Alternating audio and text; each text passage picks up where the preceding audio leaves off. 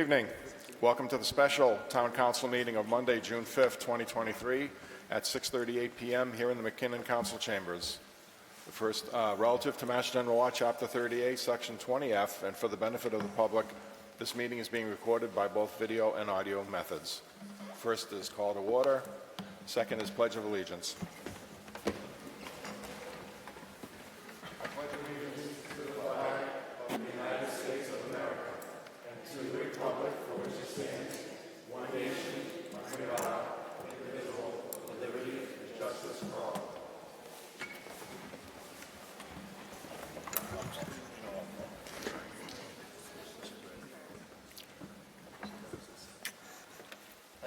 Okay, we'll have the Vice Chair call the roll.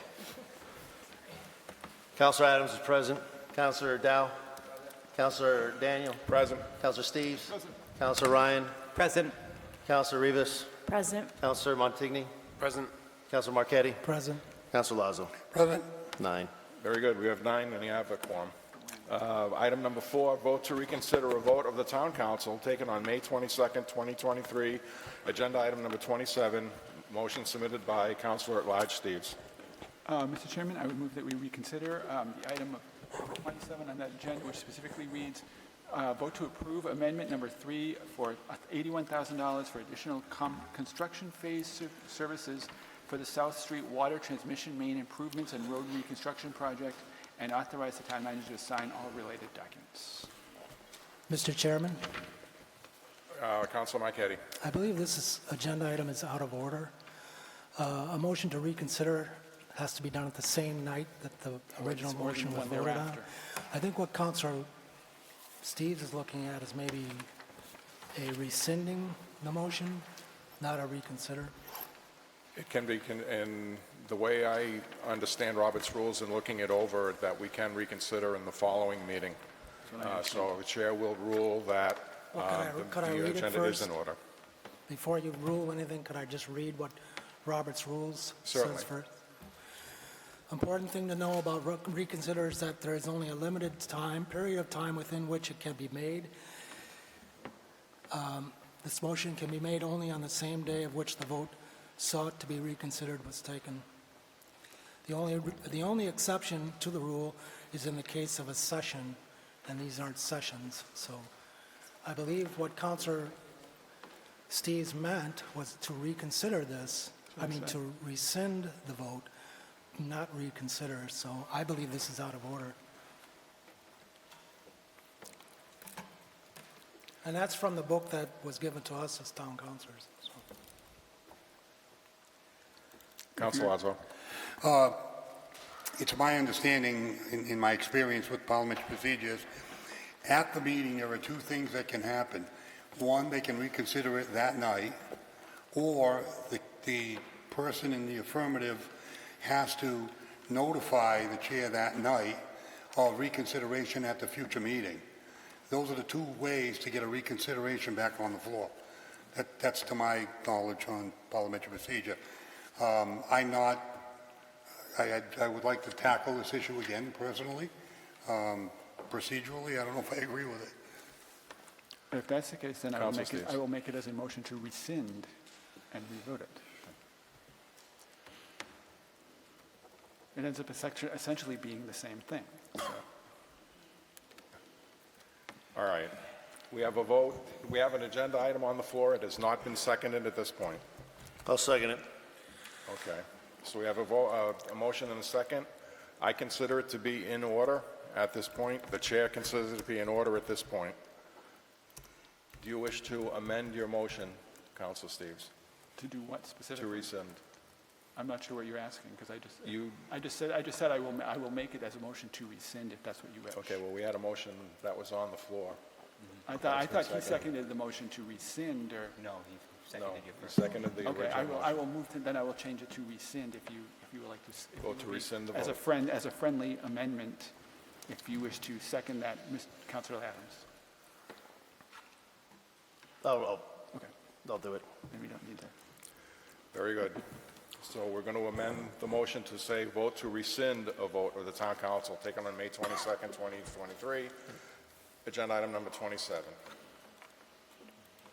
Mr. Chairman, Are we voting on this amendment? We're voting on the amendment. I believe that a friendly amendment does not require voting on the amendment. which Point of changing clarification, it that- actually does require, I wasn't going to say anything, but now that you're saying it, it definitely needs a vote to amend properly. Yep. Okay. Thanks. So we have any discussion on the amendment? Very good. All those in favor of the amendment, vote to rescind. All those in favor? Opposed? 8-1.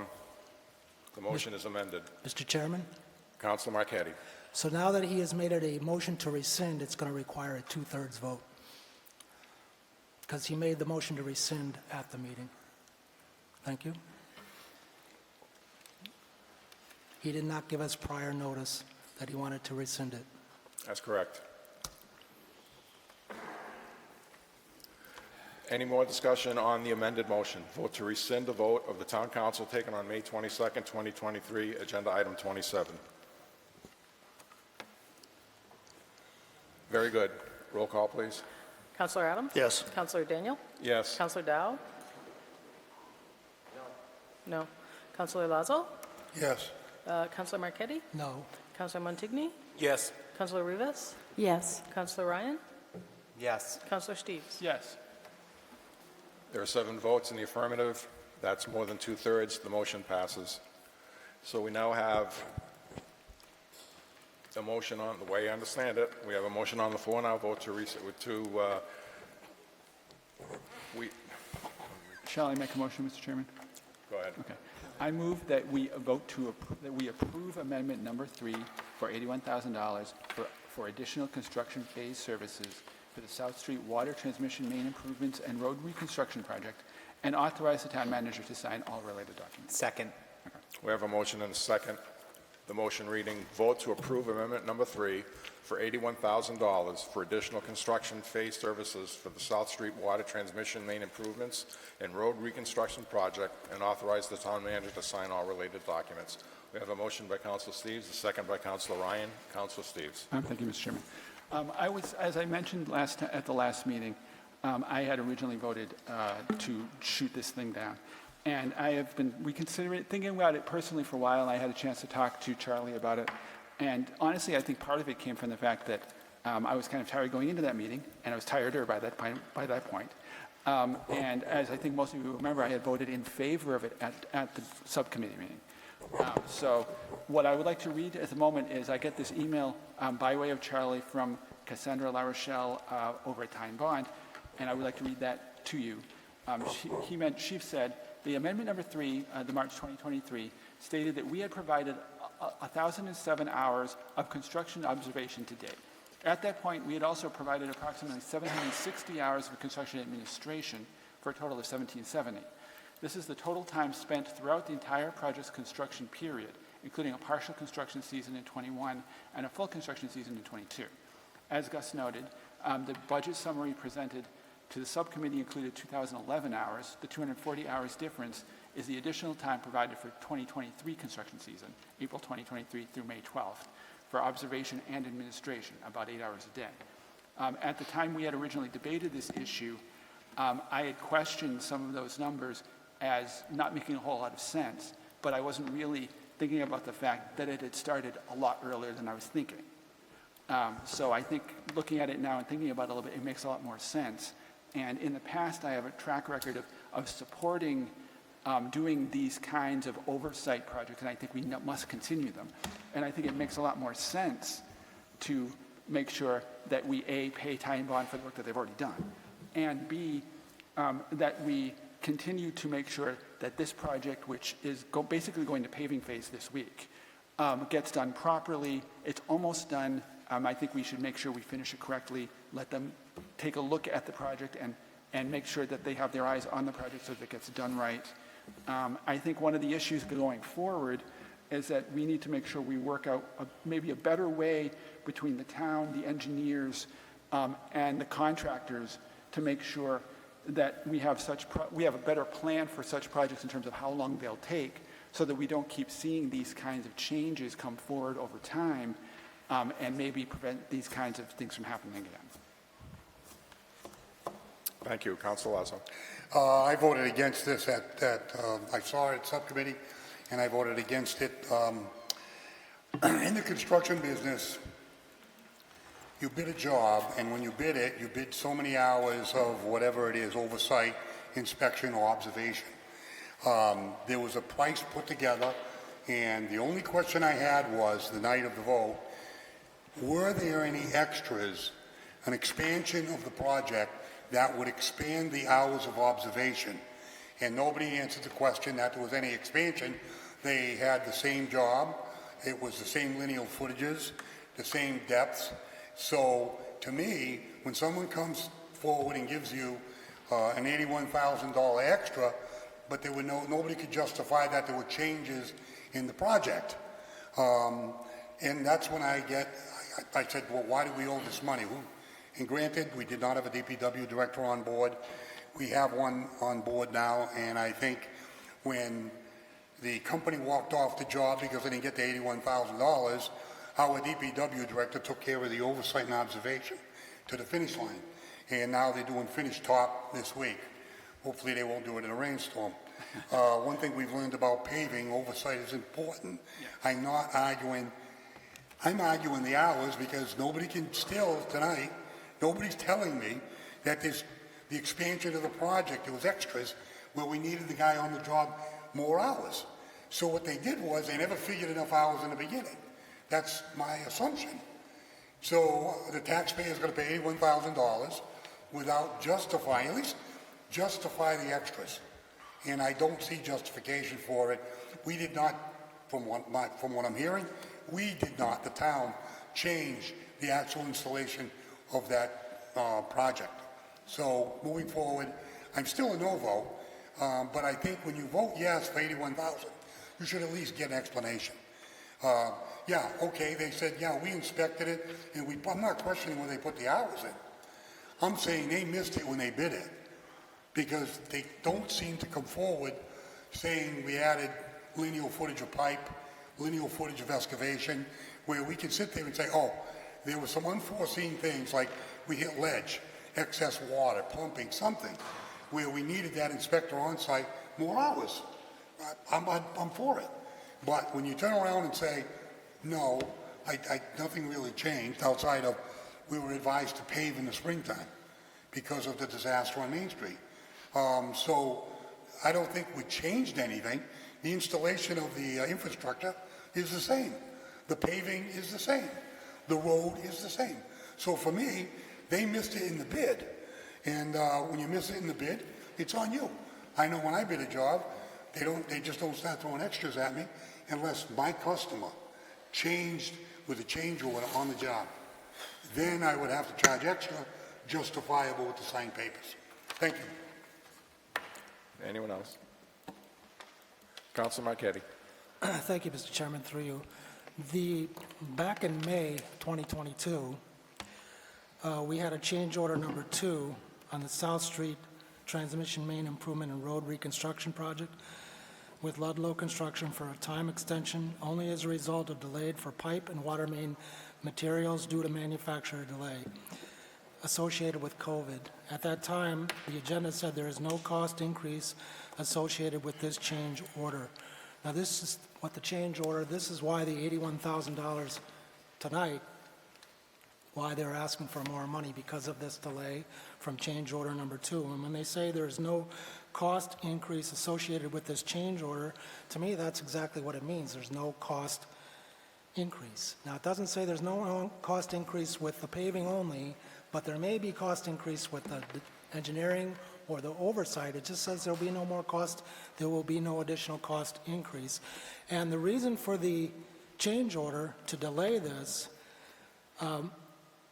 was because of COVID, and it was recommended by Ty and Bond, and it was accepted by Michael Pio of Ludlow Construction. So Ty and Bond is the ones who asked for this time extension, and they said there'll be no cost increase. So no cost increase means no cost increase.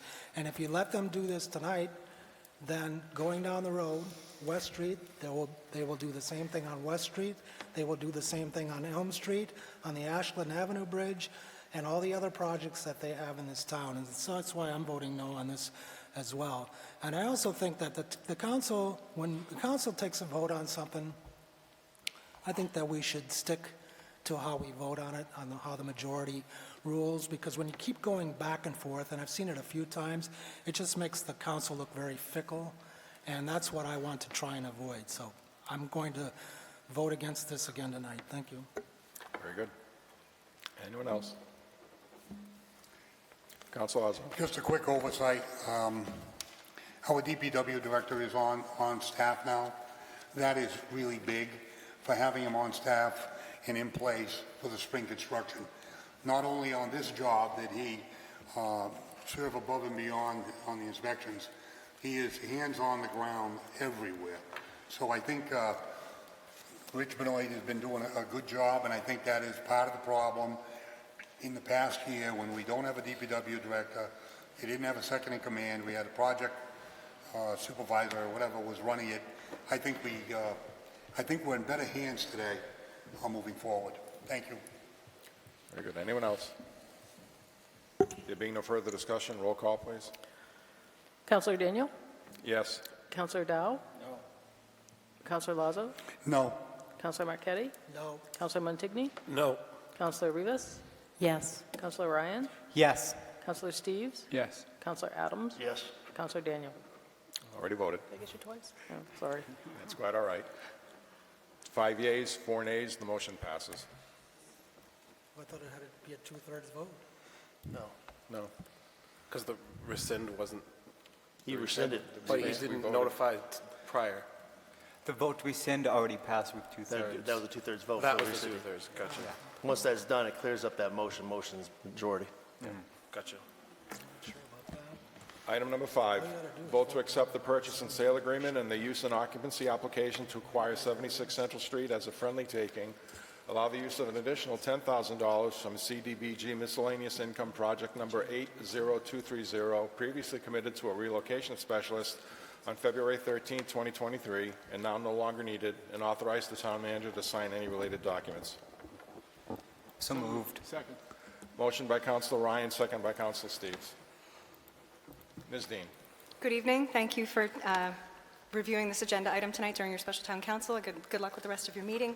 Just quickly, we had the purchase and sale agreement signed today by Mr. Morrill, and of concern from the town council was whether there would be any potential future relocation costs.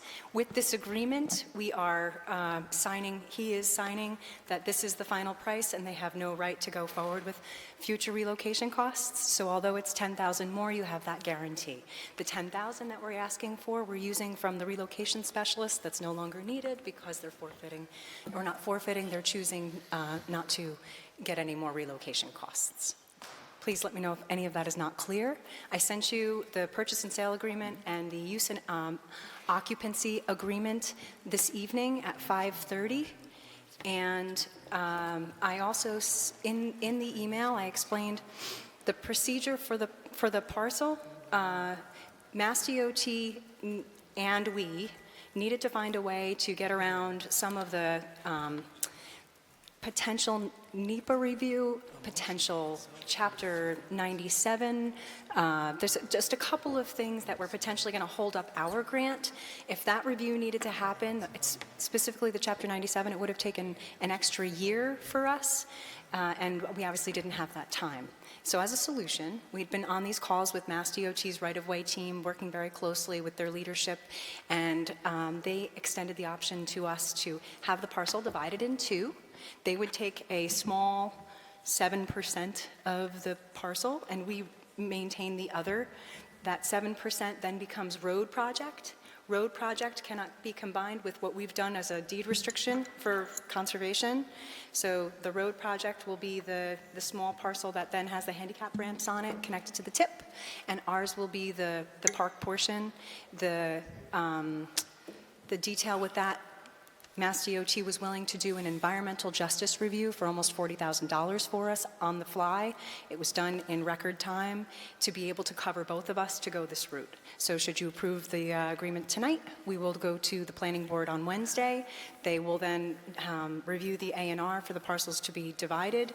Mr. Morrell's already signed off on that, and then we go ahead and pay him, record by the third week in June, and then we submit our reimbursement costs. Our reimbursement will be nominally decreased for the MassDOT portion by 7%, but otherwise we would go forward with the reimbursement, and then in fiscal year '24, we would go forward with the construction, demolition and construction.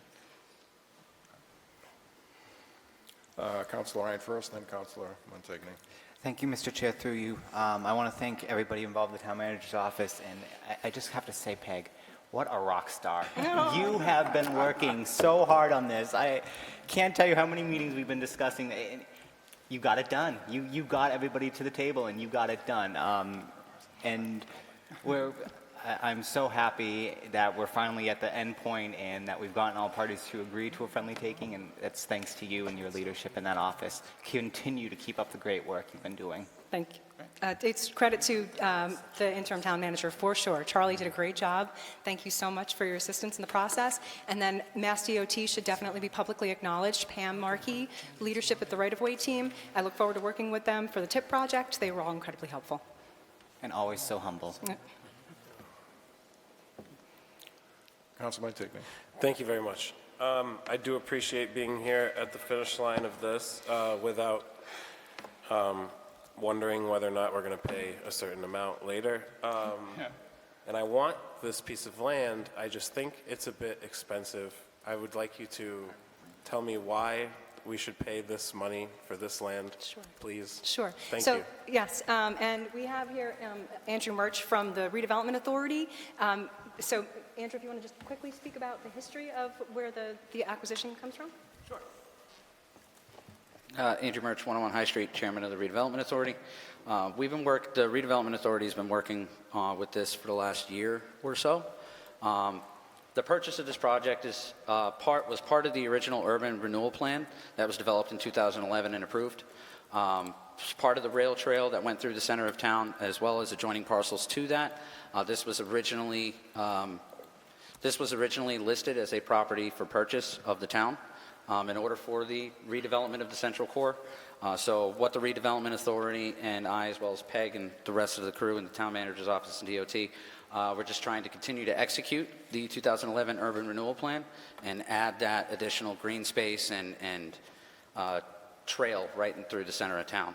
That plan was developed over 10 years before it was approved back in early 2000 to now. So the fact that the town can execute continued portions of that renewal plan that was already decided on 12 years ago, this is just another step in that direction the Redevelopment Authority took, and hope you guys continue to take further. Yeah. So I just want to add to that. So the why Councilor Montigny might be asking for is, so if you look at that parcel, it's adjacent to the rail trail. As we're all familiar with the Morrill property, he's using the Mass DOT right-of-way for his cranes and heavy equipment on and off. And so in order for the rail trail to go through, we would essentially be closing his business. Back in 2010, he was approached by the TIP project team and the designers today still on the project, VHB, saying, maybe we can try to find a way for you to continue business. There was really no way forward, and so it was hence added to the urban renewal plan for acquisition. He has no squatter's rights because it's public land. However, had he chosen to try to exercise his rights in court, he could have potentially held up our $2.6 million and our $1.5 million grants for the rail trail to be able to go forward next year. And so this avoids any hindrance or any obstacles from that particular property. I appreciate the answer. That last part was new to me. The difference between the assessed value and the actual price we're paying is a lot. And if you're saying that the grants might go away even if we don't buy this in a timely manner, I mean, I hadn't heard that till tonight, personally, when you just said it might hold up both grants. So, if I may, so that is a worst-case scenario that I would never want to threaten over the town's heads, right? We've been going forward as vigilantly as possible to get all the pieces together. That would have been worst case. I gotcha. Okay, thank you very much, Mr. Chair. Councilor Lazo. I didn't like that fourth quarter shot across the bow. The redevelopment authority chairman, can I ask you a question? Certainly. Do you know the value, do you know what we're paying for this piece of property? I believe it was 250,000, correct? Yes, and I know when this first came into our agenda, I know that the assessed value was substantially lower. I think almost 50% lower than what was originally. More or less, it's a $60,000 property. Yeah. So what we're saying is, what was the total cost that you, Where the town would be looking at $250,000 on the purchase price for this property. and it's assessed at $60,000? Correct. And you think that's a fine purchase? I believe to ensure that the town gets $4 million in grants that they can execute, continue the execution of the urban renewal plan that is 12 years old, and not have to try to renew a study to continue development So and your waste answer is additional yes? time. Yes, absolutely. So you think that's a good buy? Yes. Thank you very much. All set? Anyone else? Council Steves. Yeah, I just wanted to comment on that for a second. Is that, I agree that the price tag looks a little high. I mean, I think we've kind of talked about that repeatedly for months now. But I think that going forward in the long term, I think if we can get this rail trail completed, especially through that part of downtown, I think we will find that, providing catastrophe doesn't happen, we'll have a project that will encourage a lot of the other kinds of development that we have been talking about for so long in that area within, spitting distance of the rail trail down there. There are so many vacant storefronts and so forth in near radius of that area. And that having the rail trail come through that area, which we already know is supposed to be slated to start later this year, and I think it will make much more financial and economic sense and recreational sense and just in general community sense. So I think we'll find that the 250, even though if it looks like a number to choke on at the moment, it will turn out to be a good investment in the future. May I, Mr. Chair? Certainly. If you will. I completely understand the hesitancy on paying $190,000 more than the assessed value of the property. However, it's not just purchasing the property. We are closing a small business, and we are purchasing essentially the business, not just the land that business sits on. So you can't always put a fair price on what a purchase out of putting somebody out of business is. This gentleman, through diligent negotiation and trying to make sure that this was done in good faith and friendly. The purchase of the property and the business itself to put it out was $250,000, and I think to try to continue to implement these studies such as the urban renewal plan. It doesn't seem like it's a good purchase when you look at the dollar amount, but when you look at the investment and what it's going to show into the center of town, that's going to reflect far more than just a check. I agree. Councilor Marquetti, then Councilor Dow. Thank you, Mr. Chairman, through you. My concern is that this .06 acre of land, assessed at $66,300, and now the town is paying $250,000 for it.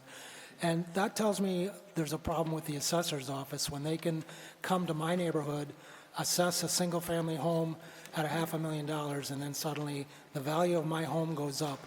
But yet we can have a commercial property assessed at $66,300, and the town offers $250,000 for it, and nothing happens to the assessed values of any of the commercial properties in the area.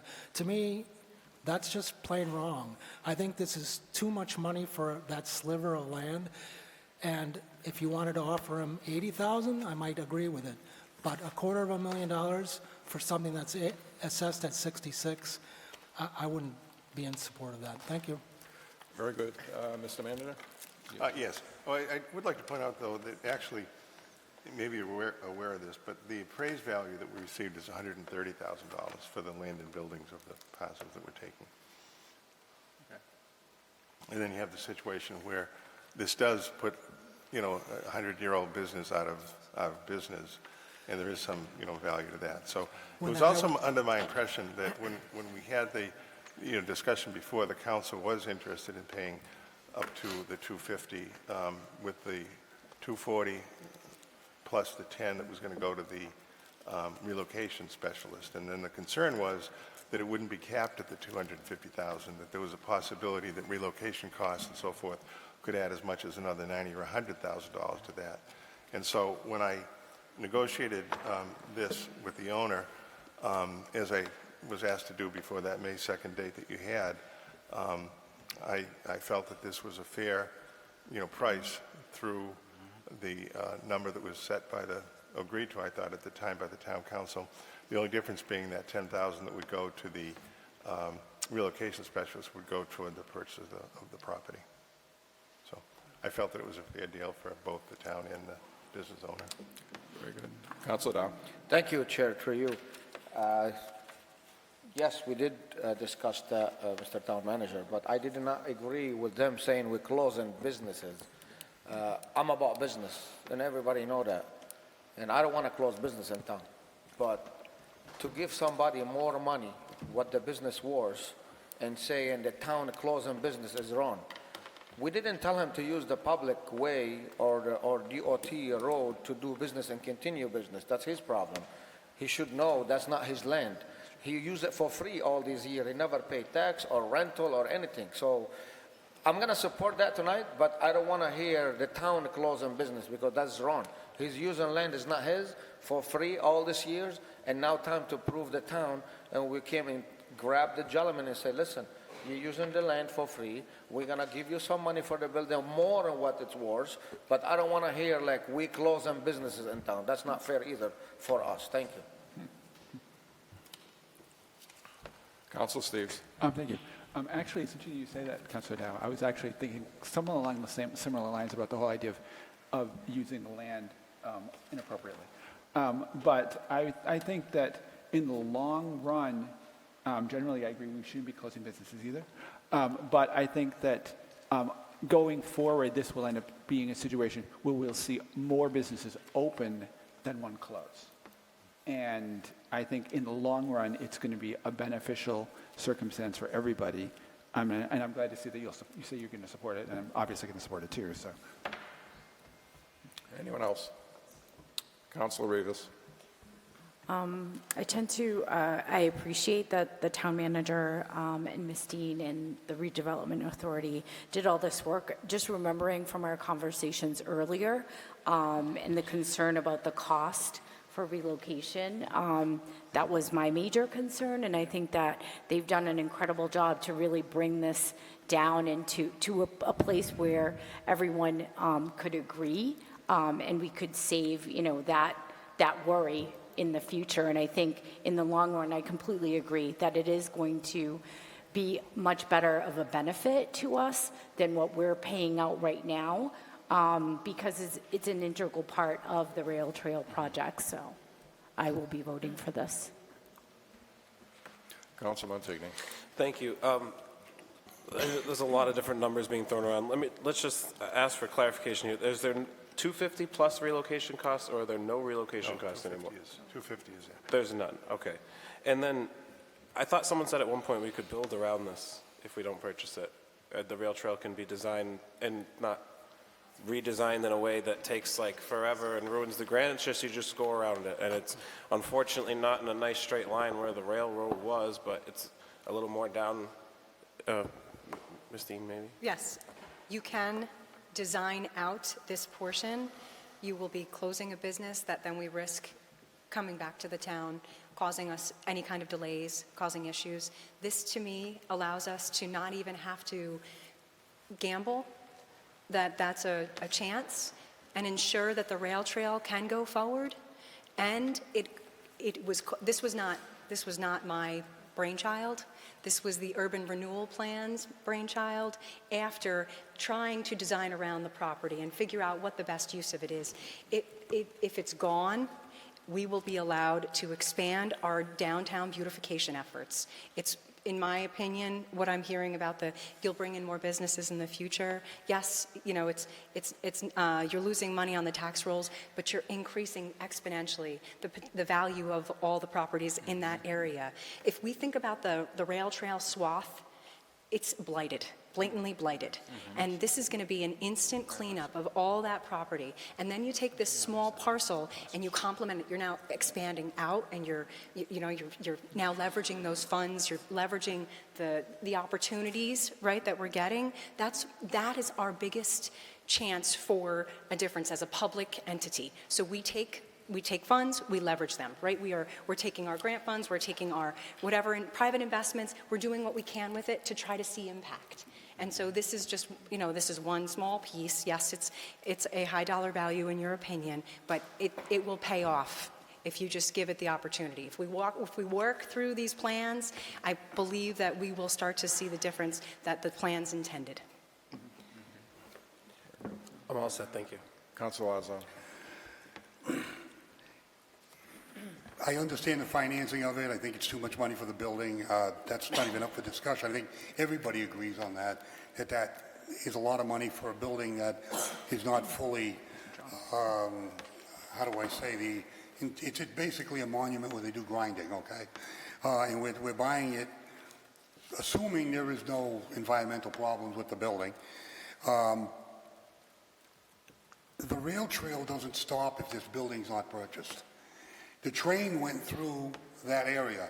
If a train can go through with that building there, a bicycle, a walking person, whatever can go down the trail.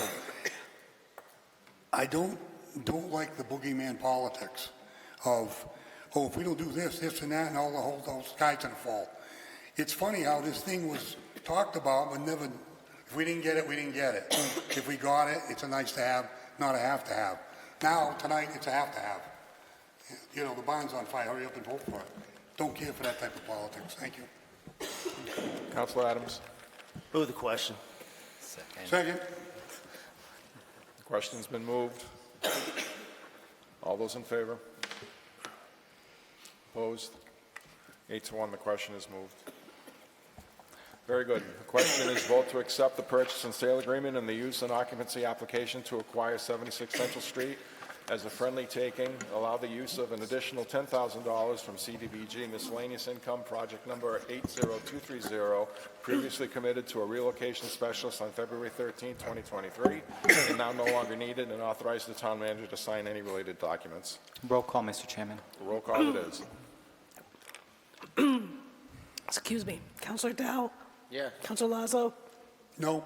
Marquetti? No. Counselor Montigny? No. Counselor Rivas? Yes. Counselor Ryan? Yes. Counselor Steves? Yes. Counselor Adams? Yes. Counselor Daniel? Yes. 6 yeas, 3 nays, the motion passes. Thank you.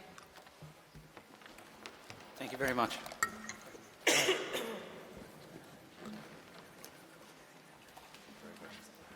Item number 6 is a discussion regarding the Southbridge Public Schools. I believe we're graced this evening to have Representative Durant and Senator Fatman here in attendance. Thank you very much for arriving this evening.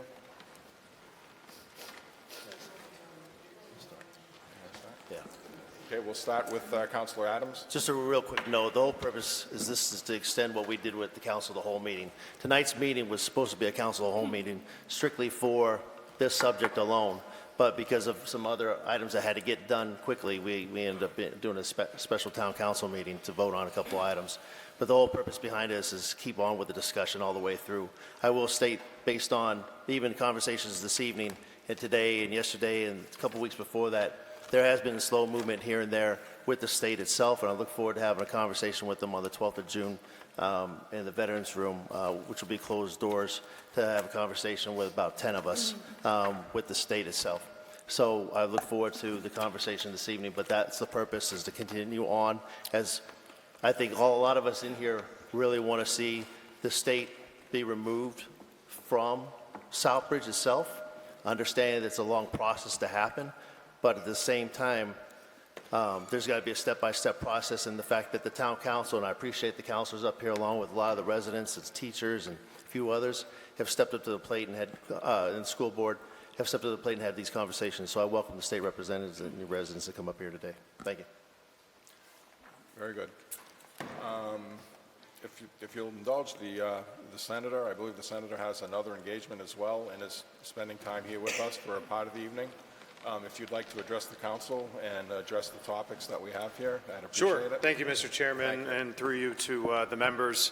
Nice to see you all, and thank you for allowing me to go first. About 2 months ago, I had made a commitment to go to Sturbridge's town meeting. It's one of my new communities, and actually, I'm thinking I'm going to see Charlie there a little bit later because he just left to go there, and that started at 7. But I know how important this topic is to all of you, to the community, and also to myself, because the very first thing that happened when I became the state senator was I got a call from Mitchell Chester saying that they were looking at receivership for the Southbridge school system. And that ended up being my very first meeting as a state senator, newly taking office. And it's something that I've never forgot, especially at the community forum that happened later in May, and how many members of that the community showed up. So the first thing I wanted to say is the good news. I did talk to Commissioner Riley. He has agreed to come out to Southbridge to host a forum, and the hope is that he'll be here for the start of the school year. Back in 2022, Representative Durant and I had asked Commissioner Riley to come out because of the growing frustration that the community felt, that we felt, that there wasn't a lot of direction with the receivership and what was going on. And in addition to that, while there perhaps being a lack of direction, there was just not a lot of public dialogue about what the metrics were, how we were judging, progress. And so the commissioner did come out and we had a productive conversation. And one of the things he had made a commitment to, there's 2, was coming back. And he had said he would come back at the end of this school year. One of the things he explained to me in asking him to come out and to talk to the community was that there is a new administration. The new administration has new priorities, and that they were trying to work through a lot of the new administration's priorities with regards to education and in particularly receivership and what that looks like. So he wanted to make sure that he wasn't acting inappropriately with regards to the Healy administration. I said, I understand that, but I think that the community really needs to hear from you directly because you are the Commissioner of Education and one of the people who has supported this and moved it towards this direction. The second thing I wanted to say, and part of the commitment he had also made was to open up a conversation about what has happened over in Lawrence. So Lawrence is in their 13th year of receivership, which is obviously a very long time. But in year 10-ish, they instituted a community board. And that was sort of a precursor to trying to figure out a way to get off of receivership and moving from back to a school committee type control. And I'm not sure if the chair remembers that. I know Mr. Joven, who's in the audience, was there. But we had hammered him pretty hard on trying to put that commission together so that there could be buy-in from the community, input, and guidance. And I suggested to him that I was more than willing to serve on that because it's something that I care deeply about, making sure that the community can get back control in the long run of its own school and its students.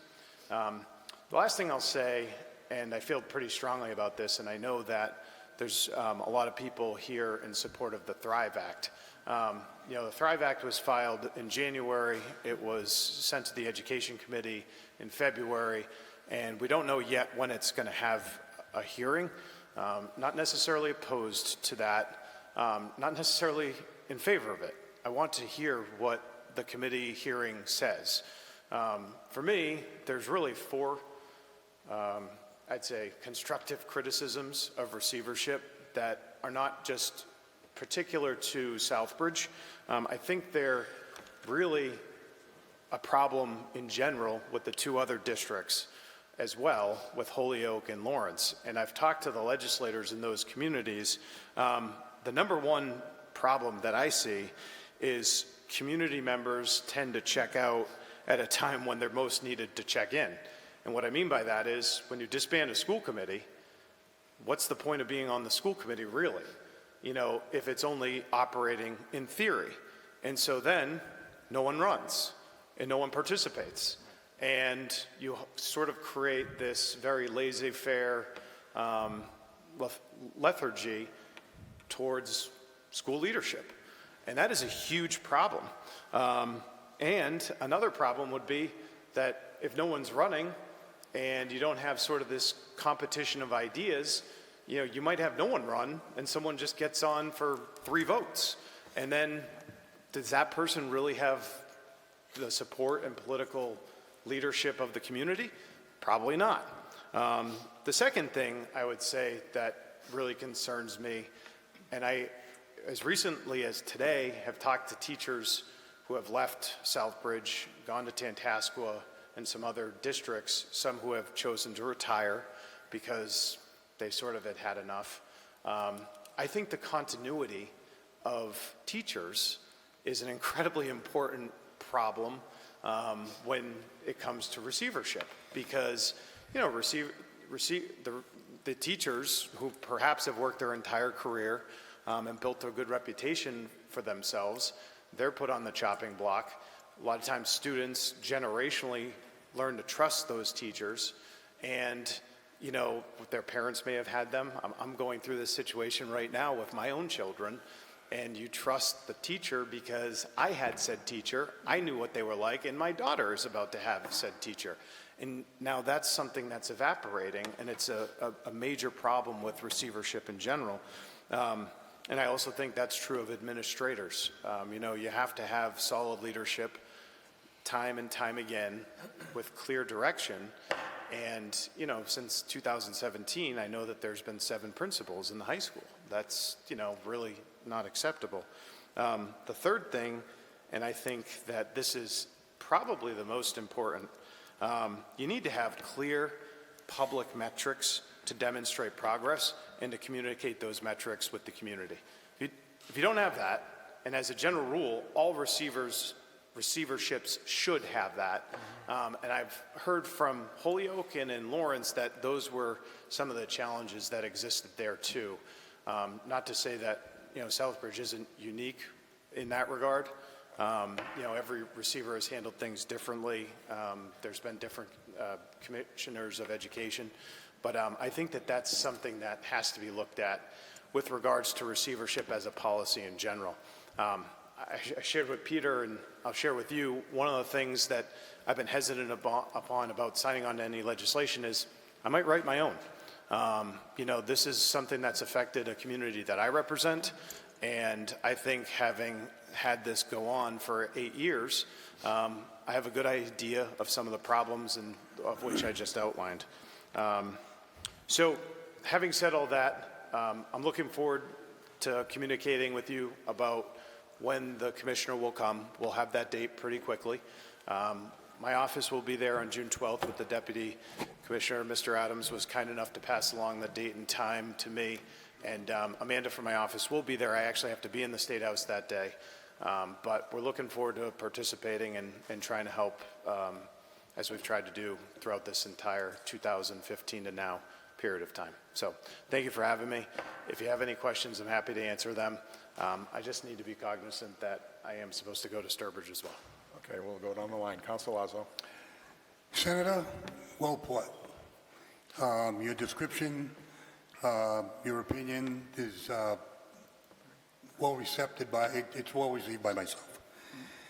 If I can just cut to the short, if there's one thing you do as a senator, it's something that the Senate, the House, the Department of Education cannot do with receiverships, is write the blueprint on how to get out of a receivership. They knew how to put us in. We had a level 1 high school, a level 2 elementary schools, and a level 3 middle school. And we built our brand new $65 million middle high school, and they called us a level 5. I thought maybe they added all the numbers together and made a mistake. But the thing is, saying why they got into receivership, they never had, Chester Mitchell never had a blueprint in the beginning when they create a receivership. And I told everybody, if we go into receivership, kids are going to vacate, no one's going to want to work here, the revolving door will be worse than ever. And it did. The first thing they did opening day, they put all our veteran teachers on notice. They put them on a list. Well, and advised them that they could remove them at every given time.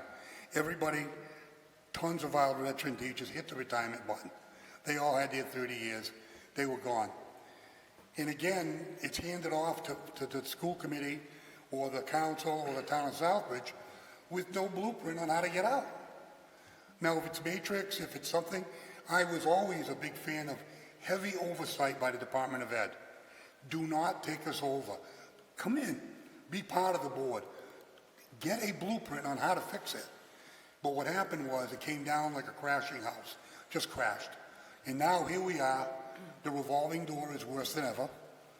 Administration, the high school teachers, God bless the school committee. They go to every meeting, they try to do what they can do, but they have zero power. The receiver does not coach them up. There's actually a divide. I think we have issues, but I think we could solve them if we knew the blueprint on how to get out. Right. But I think it's not working in the design it is. I don't want to get into the receiver himself. The whole design of the system doesn't work. But I think you did a hell of a job tonight. So if I forgot to say something, it was like my last point, and I feel very strongly about this, and I've been working on it since last year. And some of the local community members are involved with it as well. Central Massachusetts does not have an agricultural school. Stop.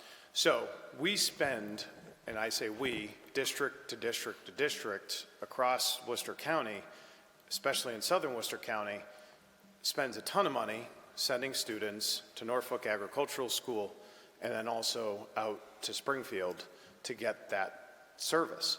And it's their right, and I support that. But you would think, with all the farms that we have in central Massachusetts, particularly in the district that I represent, we should be able to harness that and put it to work. And so over the last few months, I've been talking to a lot of stakeholders in the agricultural space, from traditional farms to agritourism to Nichols College. Mark Karen and I spoke as recently as today about this, and he and I have talked a lot over the course of the last few months about trying to provide, in general, the kids of southern central Massachusetts and Worcester County, and in particular of Southbridge, an opportunity to potentially go learn this vocation, because it is just spreading like wildfire. And people don't even begin to understand how popularized agriculture is. So agritourism, probably people like to visit wineries and breweries. I know I do. And that is agriculture. My wife and I especially like that with 4 children. You need to go to the winery and brewery every once in a while. Second, Casella. Waste management companies have a whole division of agriculture. And part of it is this, green movement where anaerobic digesters are created to, basically take food waste and consume it and also create methane out of that. Those require skills. You talk to any of our farms or any of those in the agricultural tourism business, and they say, we're struggling, like a lot of people, to find individuals with those skills. I think when you start thinking outside of the box and what you can tangibly deliver, agricultural co-op in Southbridge would be a phenomenal way for students who maybe aren't so academically inclined, or who might be having, language barrier issues, that they could get out of the classroom and they could go learn this skill and be equipped with an absolute future economically. And I told that to the commissioner, and I told him I want to get his support on it. But I've also spoken with Ann Goby, who's the former state senator from just north of us, and she's now the rural, whatever they called that position, rural district director. And I know this is a huge agenda item for her within her new responsibilities. So I asked her if she'd come down to Southbridge at some point when she gets acclimated. She made that commitment to do so. And, I'm looking forward to trying to pursue this, because I think it's incredibly important. And it's an idea that you can deliver that will immediately help kids. And I feel very strongly about that. In closing, the only thing I have to say, Senator, we need you, and we need you now. We need your help right now on this underperforming takeover that we have to somehow untie the knots. And how we retie them, I'm looking forward to working with you. Thank you. Councilman Tigney. Thank you very much. I really appreciate you being here. I am a former graduate, or I graduated from Southbridge High in 06. I used to teach there from 2012 to 2016, and again under Dr. Villar in 2019. So I've actually been fighting receivership since I was 16 years old when they told us we're level 4, and in 10 years you might get taken over. And whenever they said that you're not going to get into the colleges you want to get into, that's where it just didn't sit well with me, and I have my whole life been trying to get rid of it, or stop it from even coming here. So when you say that you have legislation in your head that you're thinking of creating, I appreciate that too as well, because the Thrive Act isn't the best written bill. I think once it gets there, it'll end up failing because of the way it's written. But we're grasping at straws here as a community that's really in danger against this receivership. And since it has clear words in it, you have to be out of receivership in 1 year. I mean, you've got my support. I realize it could turn into a very expensive endeavor, which I don't want to take part in. But I thank you for everything you said. A concern of mine with the teacher retention, I know you brought that up as a concern of yours. On the website, the DOE website, it says, will there be changes in teaching administration staff in Southbridge? It says the commissioner has said that there will not be mass firings of Southbridge staff. Well, the first receiver came in and put everybody that was basically born and raised in Southbridge, teachers nearing retirement, put them all on a list of you better get your act together or you're going to go. So right away, from the start, they're disingenuous. The number one thing is safety, and the fact that they couldn't even call a lockdown when there's a gun in the building is beyond me. But the number one thing aside from that is the waste in the budget and how we have no control over how they spend their money. I don't want to wait till year 10 to think about having some sort of community committee that can come and start to oversee this. I mean, right now, we have less kids than ever, and I think next year they're slated to have 9 administrators at the middle high school. There's principals and super principals and directors of this and that, and it's over $1 million to run one building with less kids than ever in it, and we have nothing we can do about it, where the receiver has said in the past, I can do this because Mass General Law says I can. Well, you can get rid of a couple bloated administrative positions that don't even need to exist and hire about 15 more support staffs. You're going to make your teachers better, and then the teachers are going to stay because they have the support they need in the classroom. You got the lowest attendance in history at Southbridge High, and classrooms full of 25 kids. And 9 administrators. I mean, it's like the state has turned our district into a bureaucracy that does nothing but pad people in Boston's resumes that come here and jump to another district. And what it's doing, I can tell you, as an educator, I mean, I worked there when the state takeover was happening, and the threats that we all had to lose our jobs, it has been exactly what we said it was going to be, and way worse. I mean, teachers are outnumbered by administration like 12 to 1. Like, it's out of control, and we need something to happen now. I'm not opposed to your agricultural idea, but we definitely need some help. It is so wrong that the receiver, whoever the receiver is allowed to do what they're doing using our children and our future as the petri dish. I mean, there's been 7 years. They have failed an entire generation of middle schoolers and high schoolers.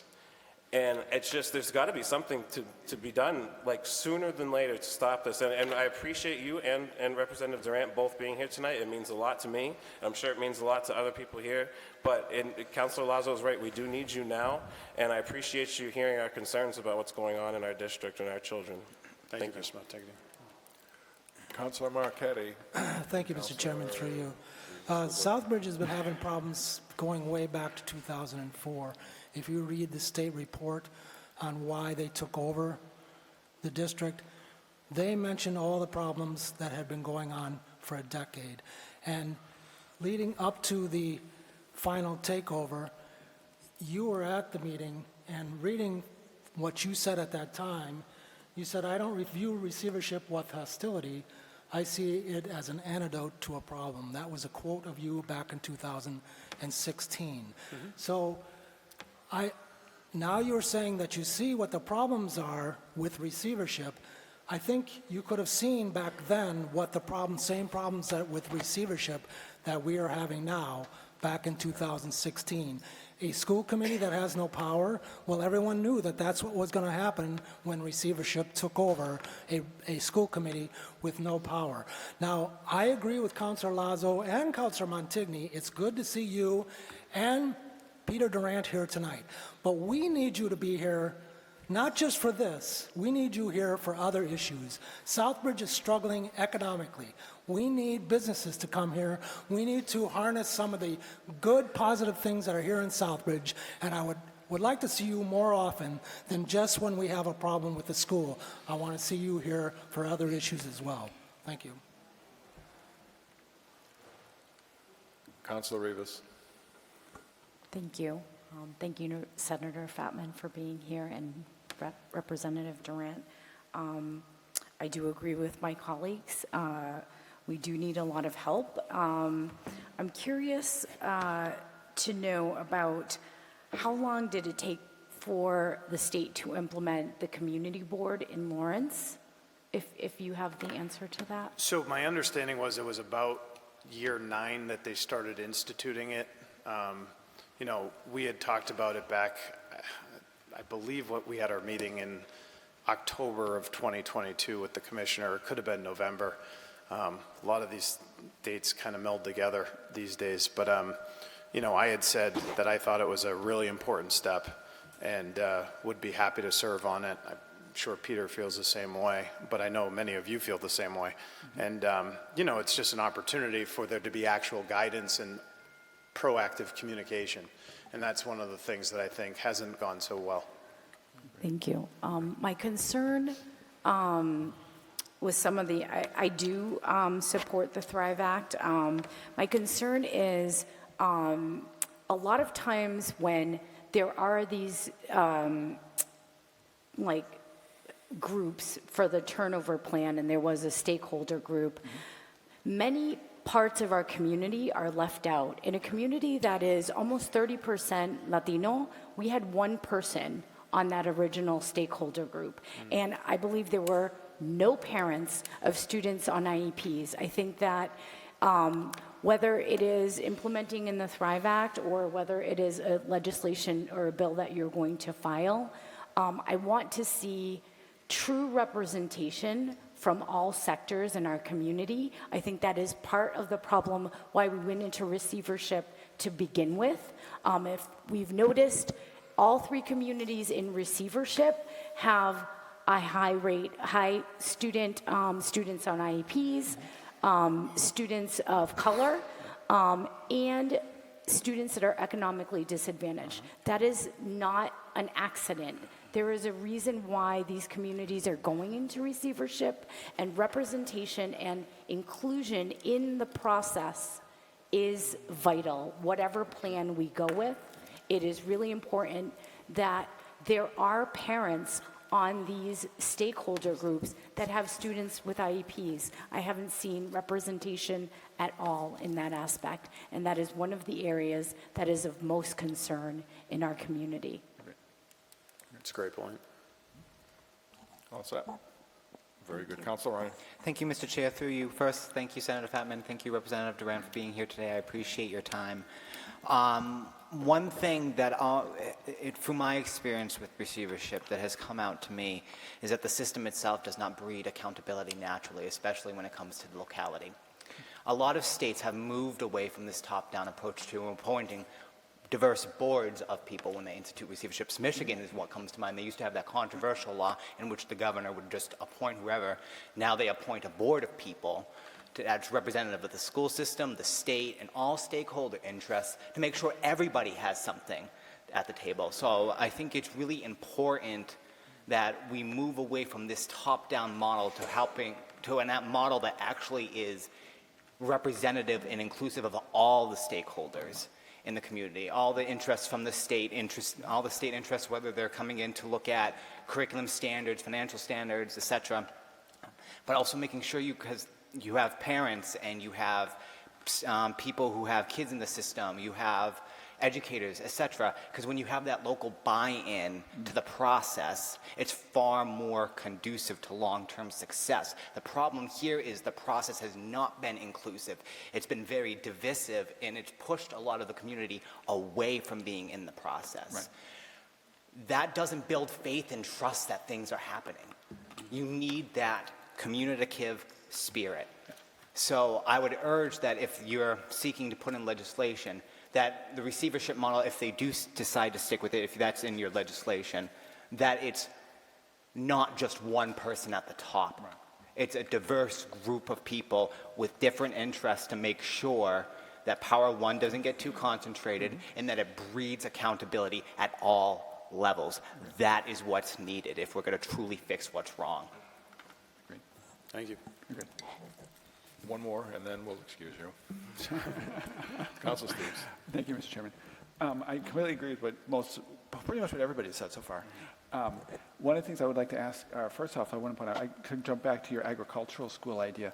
I was actually talking to Mark Kerr and a few other people about that issue too, and I think that this would be an ideal time to do something like that with our building. We have so much extra space up there. Maybe we can tie it into Quincy because we already have a Quincy chapter up there as well. Yeah. And I think that's an ideal thing, not only because we have existing farms in our area, but I think it's a critical thing because our communities are going to have to be able to support themselves agriculturally in the very near future, very likely with climate change and a whole slew of other things. Fossil fuel costs and that kind of stuff. I was curious, one thing, when you were talking about the issue of teacher continuity being a general problem across receiverships, I'd like to know from what you have seen in the other receivership districts, why does that happen? It's a great question. I think part of it is, and I'll speak specific to Councillor Montigny, what he had said about, creating a list. Mm-hmm. If you find your name on that list, you're going to run. You could be the best teacher in the world. It's quite intimidating. Yes. We're all human at the end of the day, and how we conduct ourselves matters. Mm-hmm. And I think teachers who have spent their whole career trying to build a good reputation, finding their name on a list is problematic. Right. And having no protection whatsoever in that regard is problematic. Absolutely. So do you stay or do you go and salvage your career?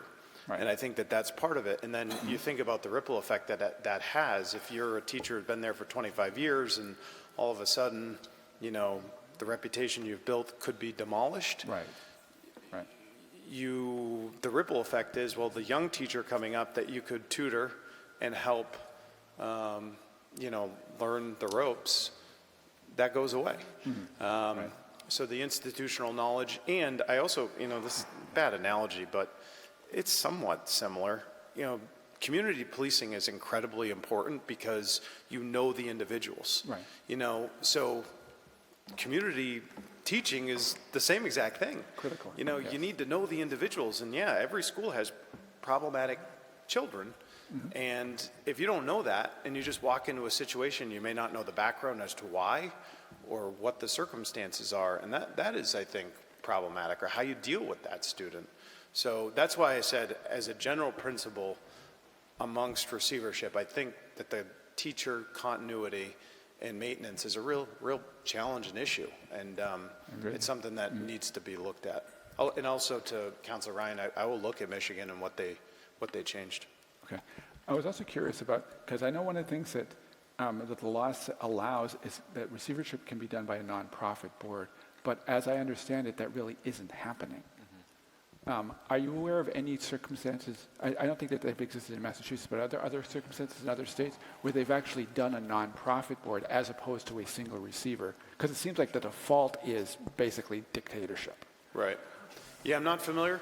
I know that there's something in Texas where there's a lot of nonprofits that are involved with educational service outcomes. And there's one issue in particular I'm aware of that's tangential to this, but I'll look more into that as well. Okay, because it does seem like a lot of what you're talking about and what we're talking about up here about this community board is already a key part of the Thrive Act.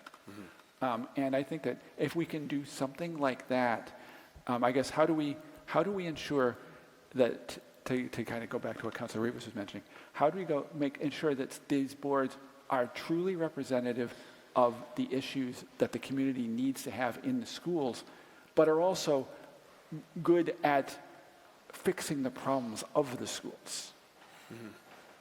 You know, because one of the things I noticed in the law, it talks about some of these, that somebody in there has to be kind of the technical person who knows the how do they phrase it, like the evidence-based school system, whatever the language was now. And I honestly, in some senses, I can understand that, but I think in some cases, you really need to have somebody who has the more a more hands-on approach than the technical approaches. So the people who, I think in many cases it works better if the people deal better with people than they do if they're dealing with technology or the pedagogy and the ideology that goes into the school systems. Also, as far as the agricultural school issue, you mentioned the use of these digesters, and I just wanted to point out that our sewer plant also does pretty good compost too. So, Sorry, could you? I said our sewer plant also does pretty good compost too. So, Okay. Councilor Adams. Thank you, Senator. Talk to you later. Thank you. I'd like to Does acknowledge that mean I'm dismissed, I- Counselor? Yes, I'd like to acknowledge that the senator has really split his time to be here this evening, and I'm very grateful that he was able to be here. So thank you very much, Senator, and safe travels to Sturbridge. Representative Durant, welcome. Well, I know Ryan just did all the heavy lifting, so I'm all set. No, look, Ryan and I are on the same page on 99% of everything that was said here. And I say 99% because I can't think of whatever. I'm sure we're probably apart on something, but I don't know what it is. But I'll bring up a couple of points that I think are important from my aspect, and as I think about this. One of the issues that we all are aware of is, and Ryan brought it up as well, is continuity. It's about leadership and having a consistent leadership. You all probably know, maybe some of you don't, but my wife was teaching in the Southbridge school system for a time, and that was her largest complaint, was that there was no consistency of rules, consistency of leadership, and it brought the morale of people down. You have a lot of good teachers, you have a lot of good people in the school system trying to do the best that they can, working very hard at it. In fact, I remember telling me some stories of some of the younger teachers that came in, all excited about their new career, being a teacher, getting involved with kids, and who really had a passion for it, only to find, at some time down the road, months later, that they were just disenfranchised. And so there's certainly a leadership problem there, and that can go on all levels. And so I think that that's something that has to be seriously addressed. Second thing I would mention, and it was also brought up, is the process for getting out of receivership. Right? The process for getting out of receivership is defined in law, but it is defined rather vaguely. It's defined as coming up with a plan, and I'm paraphrasing, I have it here, I can read you the boring language, but it basically says you have to come up with a plan and meet those goals as set forth by DESE. I think that Senator Fatman and you all who have brought that up are absolutely right, that you need to understand what those are. What are the goals that we're trying to attain? What is the measure? I remember having a conversation with a couple of school committee members over the past year or so, and they were asking, how do we get out of that? And one of the things that I said was, you have to understand what the measurables are to get out of receivership. And at the time, this is a good opportunity for everybody to get together, talk with the receiver, talk with DESE, and bringing them out here more often is always a good thing, but talking with them and so that everybody can understand what those measurables are, because you can't get to the finish line unless you actually know where it is, right? So that's the other part of this that I just want to kind of bring forward as we were talking, and like I say, I think we all want to move in the same direction, and so I think that kind of brings me to the last point is with everybody moving in the same direction, it's about a community involvement. I mean, we spoke about a community board, those people in the communities that are active in this. And I certainly agree, right? You want a cross-section of your community. And so it's about engaging those. And that's difficult in today's day and age. Before I came here, I stopped over at the Masonic Home. They were celebrating their 1500th meeting. 1,500 meetings, you know, and here's an organization that's going strong. But I think we can all kind of understand that over the course of all of our careers, mine started in 1999 in Spencer, and even back then, people were involved more. Boards had more people on them. There was always a lot of groups vying for power, and it was really kind of interesting how many people wanted to be involved. Nowadays, that's not the case. And so it's difficult to get that diverse group of people together and working towards that. So those are challenges I think that we all face, but they're very important because we do want to have that cross-section. We want parents to be involved. We want people who don't have children in the school system involved. We want councils involved. So I think those are kind of the three quick points I just wanted to bring up. I'm happy to answer any questions you have. Ryan did a fantastic job, but if you need any elaboration on anything that I can give you, I'm sure certainly he'll happy to do that. Okay, we'll start down this side this time. Any questions? Council Steves. I just have a quick observation, actually. Something that you pointed out made me think of something. Is that I think maybe one of the issues we have that seems to be specifically more of an issue when it comes to top-down districts and receivership situations, but it's pretty much across the board in current education as it is today, and that is that the systems are cash cows for consultants. Mm-hmm. And I think that's part of the issue that makes it a problem for local districts to get a lot of local buy-in and have more participation to have it represent what our communities actually need, because they're hiring all of these specialist consultants at top dollar, and they change every 2 or 3 years, or whatever it is they're recommending seems to change, frequently. So no wonder the kids don't know what they're trying to learn, because it changes so often. And then we have the same situation with the goalposts changing with the receivership system. So I guess how do we fix that? Is there any way the legislature can actually fix that situation where we can get back to schools that actually, teach us? Well, yeah, I mean, look, I think that, I think you bring up a good point about consultants. I've seen, and we've all seen a number of instances where consultants come in and they make a really good living. I should have been a consultant in my life. But they make they cost a lot of money.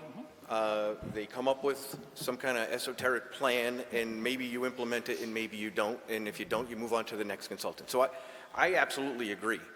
I'm all about, personally, I'm about standards and standards built so that there are measurables. And so Ryan had talked about filing his own bill. We've discussed that. The question is, what does it look like? What are the details behind this? And it's kind of that rabbit hole you start to go down, right? There's a lot of different things you can go after. But I think, to your point, it's about having some standards that can be implemented across the board. Right. And to your point, right? You said it. If you keep moving the goalposts, well, then how am I supposed to get there? Right. And so, to me, I would agree with you. And I'm all for less consultants and more getting back to the basics. I think as we look at our school systems in general, I personally think we need to get back to more basics. The kids need to learn how to reading, writing, arithmetic, right? I've had the opportunity to go into schools and teach some civics and teach kids things that they don't necessarily get anymore. And the question is, well, why don't they get them? Now we can talk about the MCAS and that's certainly there's a portion of that. And we can have a whole debate about MCAS if you want, but the point I'm trying to make, I guess, is I'd like to see our schools getting back to basic education. We have a great educational system here in Massachusetts that ranks among the top 1 or 2 consistently in the country, and why do we need to change that formula that got us the success to begin with? So. And if I can add to that, I don't know where you specifically stand on the Thrive Act. I generally support the idea, and we'll be voting on that in a few minutes. But I was curious about one section where it talks about competency determination that bugs me. If you could propose some sort of amendment to it. There may be others I might send your way too. But where it talks about specifically under the section I, it is specifically section 1I. Yep. We talk about competency determination. It says it shall, let's see where to go. That it shall include blah, blah, blah, areas of mathematics, science, and technology, which are fine, and English, and that it may include history, social science, foreign languages, and requirements. I think the history and civics should be required. Yeah. Because that's one of the issues I think we have with getting people involved in our communities in general and in our political system and, understanding what's going on in the world is that the way we have been doing history for too many years is quite frankly abysmal. Yeah, well, first of all, I'm big on history and civics. Me too. They're some of my favorites. But I would say this too, because I'm looking at it, and I think we're looking at the same section. I did print it out so that we could kind of reference it. But I would say that, the problems I have are similar, I think, to what you're talking about. Obviously, these are written in legalese a lot of times. Right. And when I'm looking at a bill like this, you always look for some of what I call the weasel words, right? Shall or may. Right. Shall means you're going to do it. May means, well, you might decide whether you want to do it or not. And so the problem that I have is this section I here that you reference, right. Section 1, subchapter I. Basically, the way I read this lays out a framework for 351 cities and towns to devise their own standards, Basically, which yeah, is hopefully. a bad idea, right? So now you're saying, well, we devised our own standards and we have the best kids. Our kids are the smartest in the state. Well, why are your kids the smartest? Because I said so.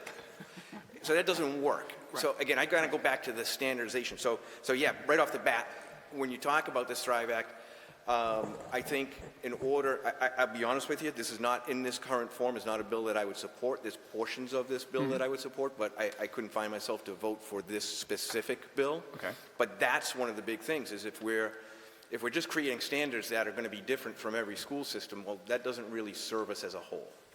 I can understand that, and I think that was actually kind of ironically going to the other end of that spectrum is the problems we have with MCAS, is that it's become so overly constrictive to the way we educate that it makes it very difficult to have any flexibility and to teach to get kids more really locally involved in such things as local politics, for example.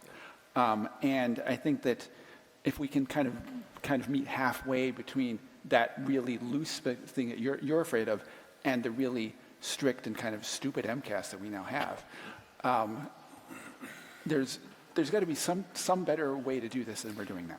Well, there's an old saying, right? I think it was Winston Churchill that said democracy is the best form of government, except for all the others, or is the worst form of government, except for all the others. So I always feel that way about MCAS. MCAS is the worst form of educational standards, except for all the others, because we don't really know what we don't know, right? And part of this bill, and the part of the bill that I would support is the bill that says, let's put together a study, and I know everybody in the legislature, they love to study things, but better people than I'm not an educator, better people than I have to be able to define what that is. Right, so you say that you don't like MCAS and we have to do something better, I say great.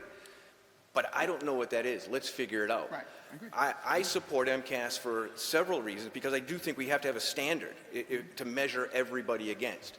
I think MCAS helps us prepare kids for SATs. SATs aren't going anywhere, so it helps them prepare them for a standardized test on an SAT. Well, I mean, when I went through high school, we didn't have MCAS. We had the SATs, and we were just fine. You did have them, but I'm saying that MCAS can help you prepare for those. I mean, because a lot of people will say, well, MCAS are standardized tests. Well, standardized tests are a way of life. So, and so that's something that I think, like I say, I'm not opposed to changing it, but tell me what we're going to change it to, and then I can tell you if I agree. Well, I agree. We do need to figure that out. I agree. Yeah. Thank you. Councilor Ryan. I'll be brief. Thank you, Mr. Chair. You won't get any fight on me. I'm a huge proponent of history and civics and education. It's what got me involved in politics. So the thing I want to touch on Councilor Steve's point just a little bit, I think it's really important too that we talk about public disclosures of consultants and connections to consultants too, because my concern is when you have a system like ours in receivership with a bunch of educational consultants coming in, what are the ethics around disclosures? Are these, I'm not saying this is happening, I'm saying this is a hypothetical that could, because we have no disclosure. Are people coming in because they're the best and brightest meant to educate the children, or are they here because there's a financial connection for somebody to benefit? Again, not saying that's the case. I'm saying that these are things that need to be ironed out and make sure there's more public disclosures in this process around this, so that way there's no way there can be rumors or any sorts of issues around the quality of education for our kids and why consultants are here. We should be able to know that the consultants are here because they're the best and the brightest to do what they need to do, not because somebody's benefiting from it. So I think that's really an important thing that we need to talk about too. Well, and that it goes beyond consultants, but I think that's where it needs to start. And I agree with that. You know, I'll give you a very brief story. So last year before, I think as Ryan said, the years seem to meld together, but we had a bill. I voted against a bill that allowed outside groups, nonprofits, to fund an educational program within school systems. So if I want to teach about and quite frankly, it was couched as, if I want to teach about the Holocaust, then I can give the school money. We're going to develop a program, and we're going to teach about the Holocaust. Sounds great. We want the kids to learn about the Holocaust, and it was a bill that I couldn't support simply because, to your point, there was no transparency behind who was putting the funds in and what you were actually going to teach them. And so it was kind of disturbing to me. So I agree with you 100%. If you're going to have a consultant, you got to have transparency. You have to know what it is that you're teaching. And by the way, it has to be within the framework of what the kids need to learn. Right. So yeah, I'm with you 100%. Okay. Council Marquetti is next. I'm just asking the council, as they continue with the comments, to please try and keep it within the realm of the Southbridge Public Schools as well. Educational philosophy is a wonderful discussion. I'm glad we're having it, but we are also here for the Southbridge Public Schools. So I'd just like to somehow or other make the connection to the Southbridge Public Schools. Thank you. Thank you, Mr. Chairman, through you. Good evening, State Representative Durant. Good evening. History is a good thing. I like history as well. And so I like to look at history of how we got into this situation with the receivership. And I know that Southbridge had problems going way back, 2004, all the way up to 2016 when they took over. And I recall that at the time, the Southbridge Town Council at that time, under the leadership of Councilor Carrasco and Moriarty, voted for no confidence in the school. And that's why, after that, culminated into the state taking over. And at the time, you suggested that level 5 for Southbridge has some benefits. That's a quote of yours in the Telegram and Gazette. It makes some sense to talk seriously about letting the state step in and provide some leadership. So what has changed you now? Why have you changed your mind on that? I don't think I've changed. No, you thought level 5 was a benefit for Southbridge back then? Well, I don't know the context of your quote. However, I would suggest that at the time, yes, because if the state had the ability to provide a better education, but that better pathway to education was through receivership, then yeah. Okay. But now you've changed your mind. I didn't change my mind at all. So you want to keep receivership or you don't? I don't know that I said that. Well, I'm asking you now, what would you like to do? What I would say is that if the town would like to get out of receivership, and I believe that they do, and I think that they should, what is the plan? Okay. Well, I think they're presenting a plan tonight. Are they? But you don't support the Thrive Act. So you're saying that the Thrive Act is the plan? No, I'm not saying that. Oh, well then, so you said they submitted a plan, but I don't know what that plan is. Okay, it's a Thrive Act. So again, so you're saying this, I'm confused, so you say the Thrive Act. So I'm saying that the council is providing something called the Thrive Act as a plan to get out of receivership. I believe that that's the case. No, you disagree with that? Well, I haven't heard the council as a whole suggest that. Okay, If the council takes a vote to that effect, then I would say that that's what they're suggesting. all right, But to your answer, no. I do not support the Thrive Act as it is written. okay, fair enough. So the other issue that I have, and I had the same issue with Senator Durant, or sorry, Senator Fatman, is that what Southbridge really needs is help with our economic development. That's what we really need. If you look at a community like Wellesley, they don't seem to have any problem with their schools because they're able to fund their schools, fully fund their schools, and so I don't see them as having bigger problems than Southbridge does. Southbridge has a lot of problems. And going back to 2004, from what I'm gleaning from the state report, that was always the issue. The issue was it always came down to the money. We can't fund the schools, therefore the schools are not doing well. So that's my only opinion, that in order to help Southbridge, I would like to see our reps help us financially, get us the funds that we need, help us bring businesses to Southbridge, help utilize some of our assets in town. Sure. I would suggest that that both Senator Fatman and I are strong advocates for the town of Southbridge at the state level. I would suggest that we work very diligently for this town.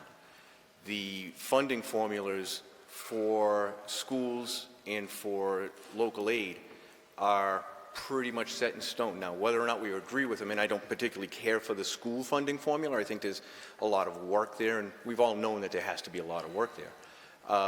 But the funding formulas, at least in theory, are designed so that they're concrete, so that you can say, this is what you're getting, this is why you're getting it, and it's kind of etched in law. Okay, I agree with you. Talking about economic development in the town overall. We need businesses to come here. We need jobs for students when they get out of high school. That's what I'm talking about. So I'd like to see some more help with regard to that. But thank you. Thank you for coming here. Thank you. Thank you, Council Lazo. Peter, welcome to Southbridge, always a pleasure. I'm not a fan of the Thrive Act. I think they threw Southbridge a bone when they said out of it underperforming within 1 year. Everybody wants to jump on it. It's a poor piece of legislation. I hope once it gets hammered out, maybe we can get something better than what it is. Tonight I'll be voting no on that. As far as my Southbridge school system, I think you hit it on the head. We need to get back to reading, writing, arithmetic, throw in the technology. Money is not a problem in the town of Southbridge for its school system. Under the Jovan administration, we were over the minimum school expenditure all 3 years. And even under the Daniels administration, nobody ever cut the school budget or ever went after the schools for finance. Even prior to the takeover, the Southbridge school system always got the lion's share of the money, more than the town side. So moving forward, when I look at it from the business standpoint, I look at it differently than somebody else. If you have a 12-to-1 student-teacher ratio, because so many students left, and Mr. Villar just keeps piling up the people around the students, the management buildup since he's taken over is unbelievable. And still, there's no problem with the money. But we have an assistant to the assistant. We have people that their gag orders are put on them, buyouts are being put in. It's just wrong. And the thing is, I think he's not a strong leader. I have a different opinion than some people in this hall. Maybe some people think he's doing a fine job. I don't see it. When you bring up the plan, I love when you bring that up because I agree with you. If I hear one more turnaround plan by the state, and none of them worked, and the small gains in one portion of your district, while the rest of the district is on fire, and then you turn around and say, I sit here and I'm frustrated with this, because we were better off before they took over. And you know, the state can make the data say a lot of different things. Data dances. You can make it talk for you. Going forward, that's all I can tell you is, if you can go to Boston and just get them out. We can, whatever the plan is, let's work on it. But the blueprint is not working because I haven't seen one. where I think we can actually exit the underperforming status under this leadership. The intimidation and the stuff that goes on is ridiculous. And then my job is to put him in the unemployment line. So we will work. I know there's a private meeting behind closed doors with whomever. I'm sure I won't be invited to that. I usually am not, because Boston doesn't want to hear from Scott Lazo. So moving forward, I just want to thank you for being here today, for being there for us, and I hope you continue. And good luck in your Senate run. Thank you. I don't know what you're talking about. I'm going to call you a senator. Councilor Montague. Thank you very much. Through you to Representative Durant, it's great to see you here, Peter. Is there anything that you guys as state elected officials can do to put any sort of accountability on their gross misuse of money in the administration? Is there anything that you can do? Because all we can do is set the bottom line, and we're already at minimum school expenditure. Yeah, so I would suggest that, you know, we have to look, and so I'll couch this part of the discussion with, right, history, civics, right, separation of powers. So at some level, at the basic level, DESE is an executive branch, right? So in theory, both Ryan and I have absolutely zero control over them. That's the governor's branch. DESE belongs to the governor. We have legislative authority, so we look to change those laws. So that's in theory, right? In practice, what we do is influence. And I think one of the things that we can do, and I think the things that we have to do, everybody in this room, council, the school committee people, those who are interested in the school committee, people who are just interested in the schools, is, you know, work with the commissioner, with Commissioner Riley when he comes out, and press them in a professional way that says, what's the plan? How are we going to move forward, and how will we know what that looks like? And so, you know, that's an opportunity for us to bring up budget concerns. I'm not going to speak to what they do because I'm not an educator, I'm not an administrator of an educator, and I don't know what they do. I can say, okay, here's the budget. Does 12 to 1 make sense? I mean, to me, I would say, no, it doesn't seem to make sense, but what does? Is 10 to 1, 2 to 1, 1 to 2? I don't know the answer to these things. But I guess what I'm saying is that I think we need to do is try to sit down and say, you know, where do we move next? What is our goals? How do we get there? And what do we do once we get there? You know, we should be thinking now, and look, I know we all say that there were problems in the beginning. We changed receivers a couple of times, and we can all go back and look at that and say that was horrible. But I think we do have to say, what's going forward? And Mr. Villar and Commissioner Riley, what's your plan? What would you define as success, and how can we achieve that? I think we as a town and as a community and as a elected body, both Ryan, myself, and all of you guys, you know, we need to look at that. We need to say, all right, well, what's the school committee's role, and how do we get them to a point where they're ready to take over? Maybe they are. I don't know the answer to that question, but maybe, you know, what's it going to take? How do they get trained in order to take this over? How involved and active are they with the receiver? How involved would the receiver let them be? So I think there's a lot of questions, but it's basically open dialogue that we say to the commissioner. This meeting coming up is going to be another opportunity to do that. It won't be the last one. It's just the next one, and I think we have to move forward from that.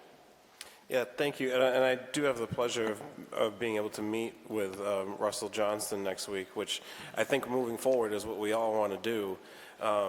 But it's just, this can't continue any longer, the spending. I know we're all trying to figure out a plan for the future, but how are we going to just sit back and watch them continue to run it the way it is? And I do think that if you say you agree 99% with Senator Fatman, I hope that you too will be involved in helping either amend the Thrive Act or write a new legislature altogether. I think it would also be great for your future too, to help save our town. But I just hope that anybody here that has any influence, and Senator Fatman's gone, we look back and, 16-year-old 11th grader, 22-year-old teacher, and now 34-year-old counselor. I've known since before I could drive a car that this is a bad thing for Southbridge, and it always has been. And it is just going to get worse and worse and worse. And these teachers, that the last group of good teachers that we have left, some of which are here now, they're going to be driven right out of here before we can fix the real problem. So again, the Thrive Act is written pretty badly, but it has legislature in it to get things done quickly, and I really think we need it to be done very quickly. But I thank you for coming. And Well, and I just say, if I may, Mr. Chairman, Mike, I think that, I think you specifically are a role model for this town for just those reasons you just said. You've gone through this educational system, you were a teacher in the district, you're a town councilor, you're a role model. People respect you, and people will look up to you. As you all know, I'm from Spencer, right? David Prouty High School went through its share of tough times, and we're still struggling ourselves through those. And I have this conversation all the time with kids who are graduating. I just saw the National Honor Society. It's always fun because I was never one of them, but that was a joke. You guys could laugh a little bit. At least Scott did. But I tell them that. I said, look,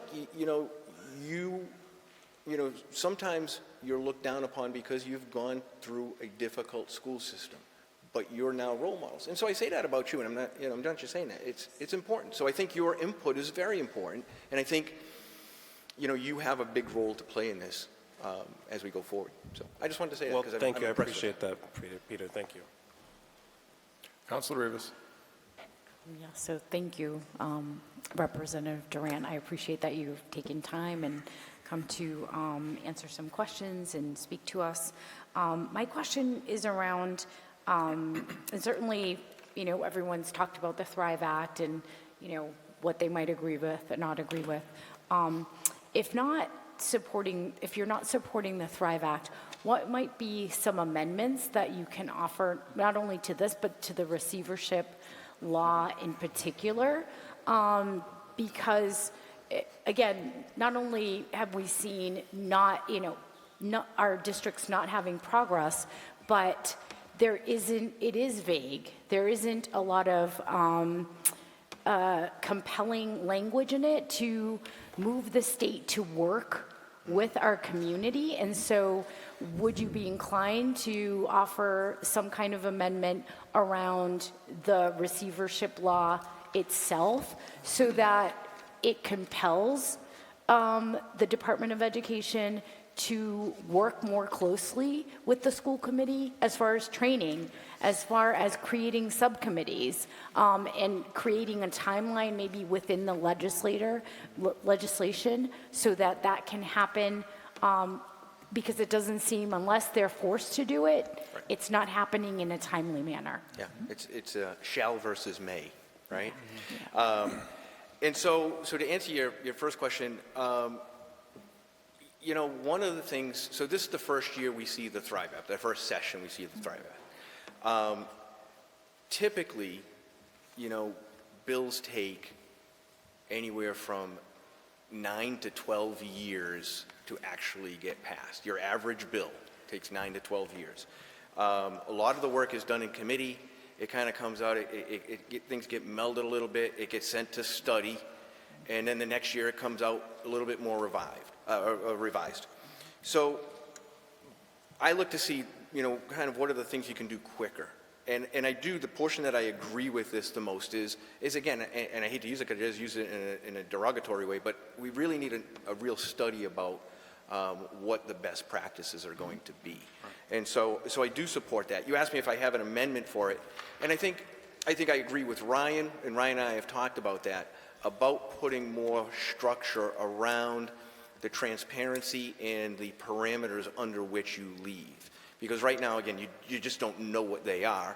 They are it's what we say they are. And hopefully somebody's written those down so that you can measure that. So I think those things are very important to me, and those are the kind of things that I would support. We're going to see what happens. Now, I do know that the Healy administration wants to change some things, and again, we've heard that in vague terms that they're concerned about some of the issues surrounding receiverships and they're thinking about doing things, but it's, like I say, it's all vague kind of,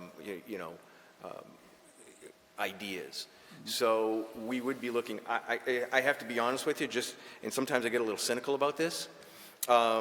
My guess is that if the administration is serious about it, you will see a separate bill. It will not be this one.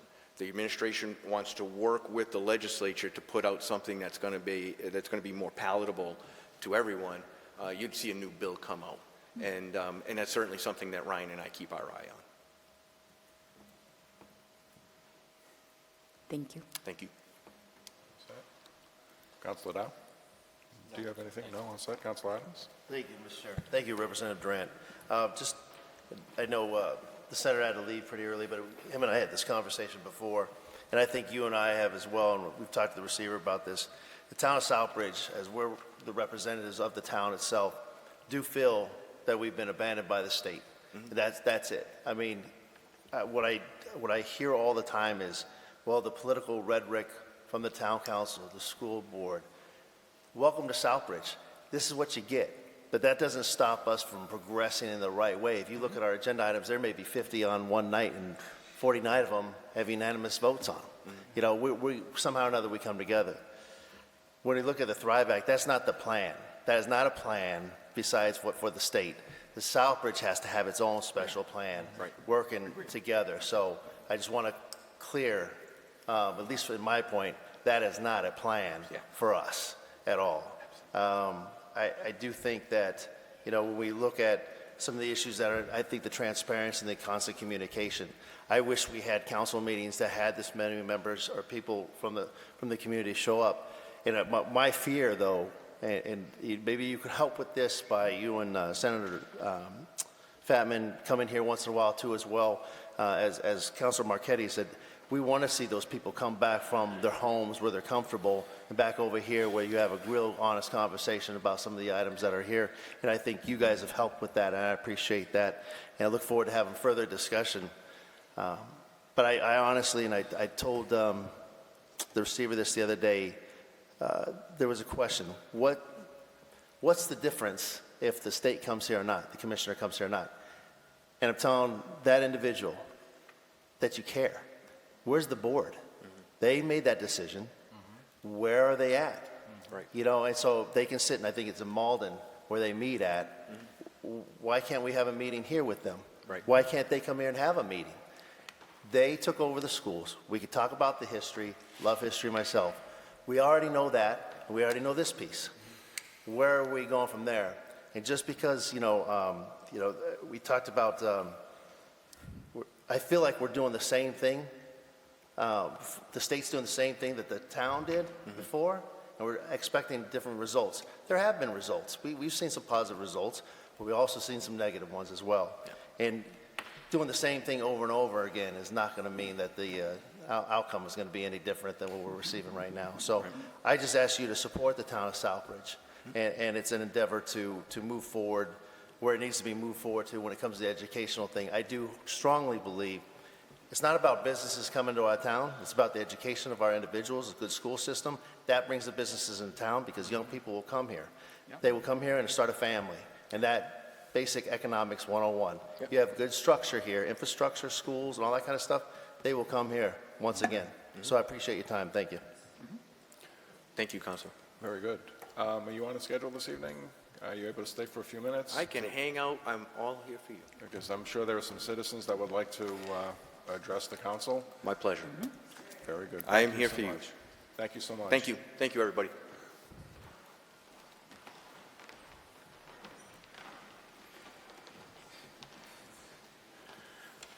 Thank you, Mr. Chairman. George Cheney, Teresa Ave, Southbridge.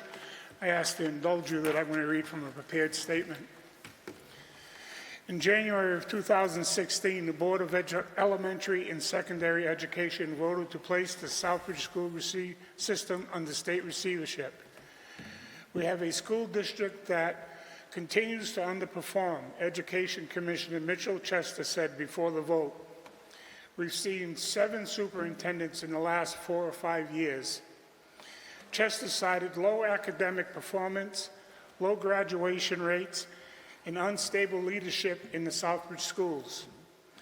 Chester described an astonishing lack of guidance for teachers in the district in recommending to be classified a chronically underperforming school and to put it into receivership.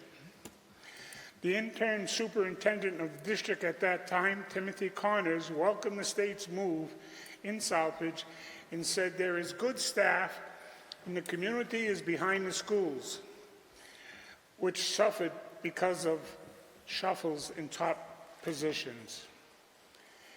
It's primarily been about leadership. I think we got a great teaching staff. We got good administrators. We're at a good point to move forward, Connors told reporters.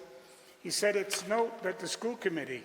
It's the lack of consistency with superintendents and high school principals. The district has had 7 superintendents while the high school has had 7 principals when first taken over by the state.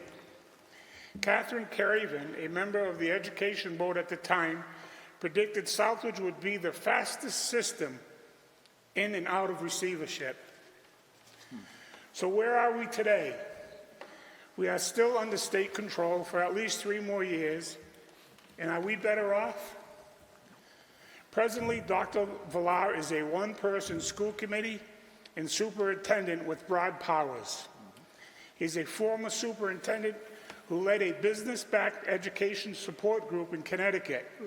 He looked at what could explain the problems in Southbridge. One thing that jumps right out is the disruption of leadership.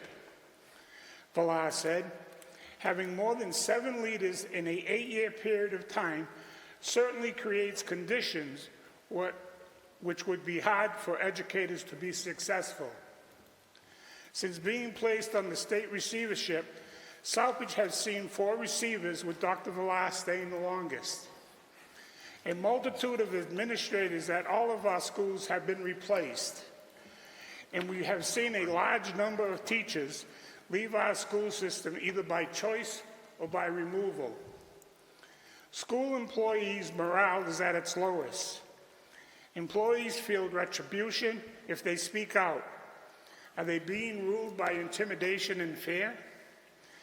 The State Teachers Union publicly denounced Southbridge Public School leader Jeffrey Villar, accusing him of a cover-up and a gross mishandling in response to a student with a gun at Southbridge High School. The Massachusetts Teachers Association said the school administration failed to put the school on lockdown March 13th after it learned a student posted videos of himself on social media wielding a gun while on campus. 2 subjects have since been charged. Is this a way to turn our underperforming schools around? Isn't this part of the reason why Southbridge was placed under state receivership? Currently, there are 3 districts in the Commonwealth of Massachusetts under state receivership: Lawrence, Holyoke, and Southbridge Public Schools. An analyst of receivership effectiveness by the Boston Globe largely indicates that school takeover by the state haven't worked. Mr. Chairman, elected officials, councilors, and especially Dr. Villar, the time has come to start the transition for this community to take back control of its schools. Thank you.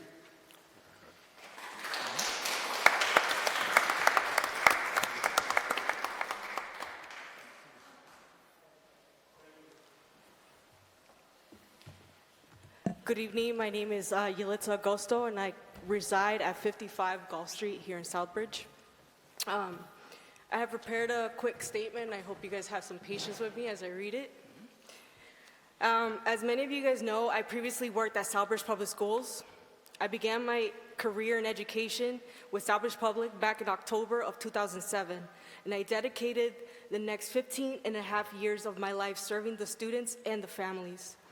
Throughout this journey, I've had the privilege of creating and establishing some wonderful relationships and great rapport with colleagues, students, and their families. Unfortunately, that came to an end.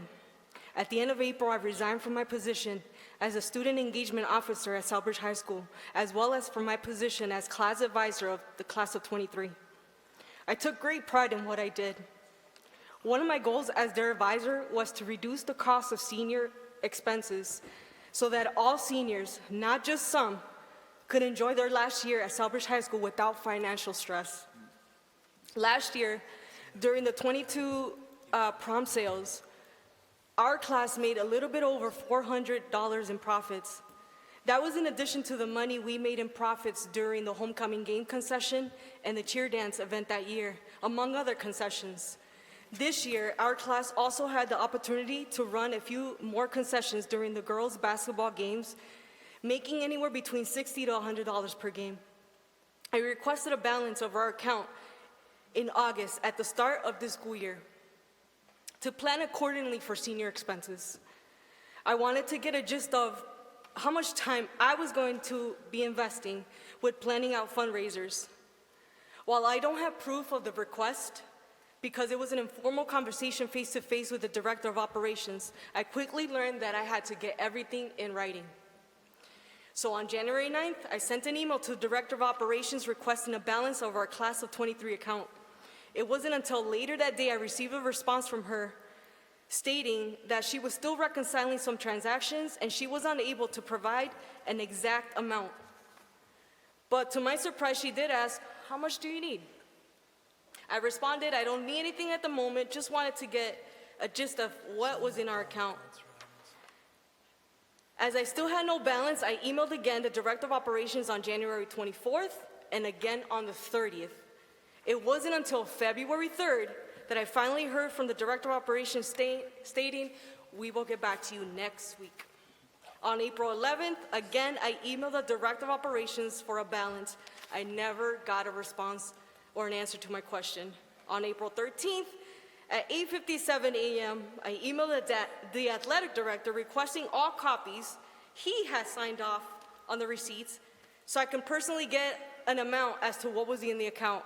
He promised me that as soon as he arrived on campus, he would get that to me. It wasn't until 4:16 p.m.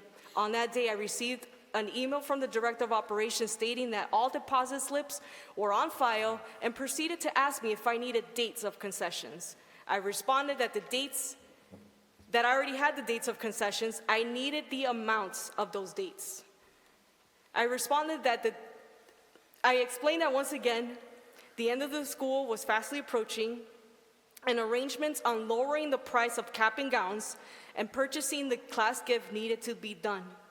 As you may already guessed it, I never received a response to my question.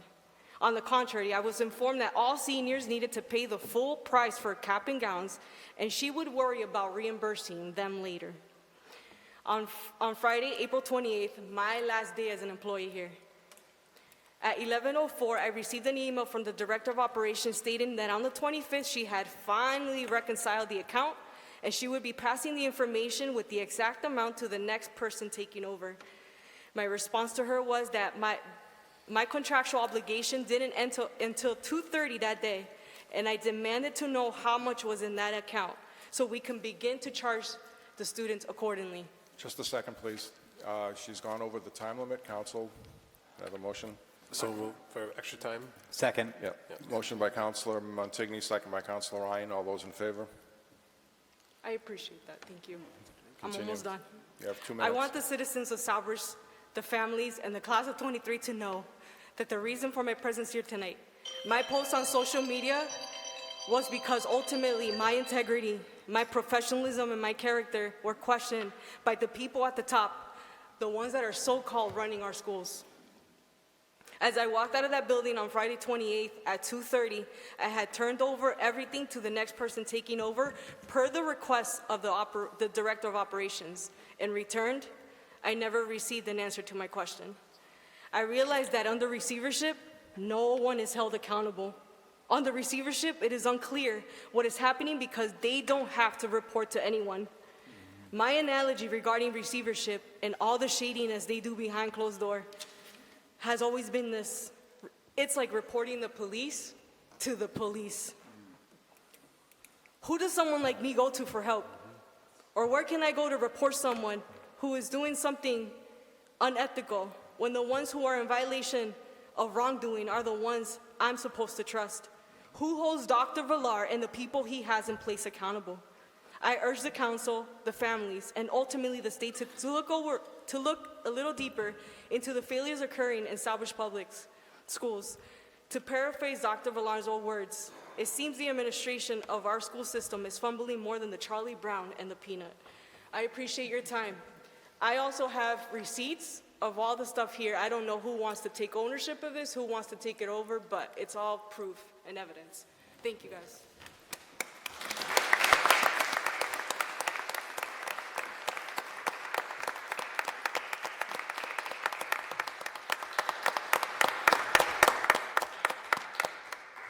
That's brave.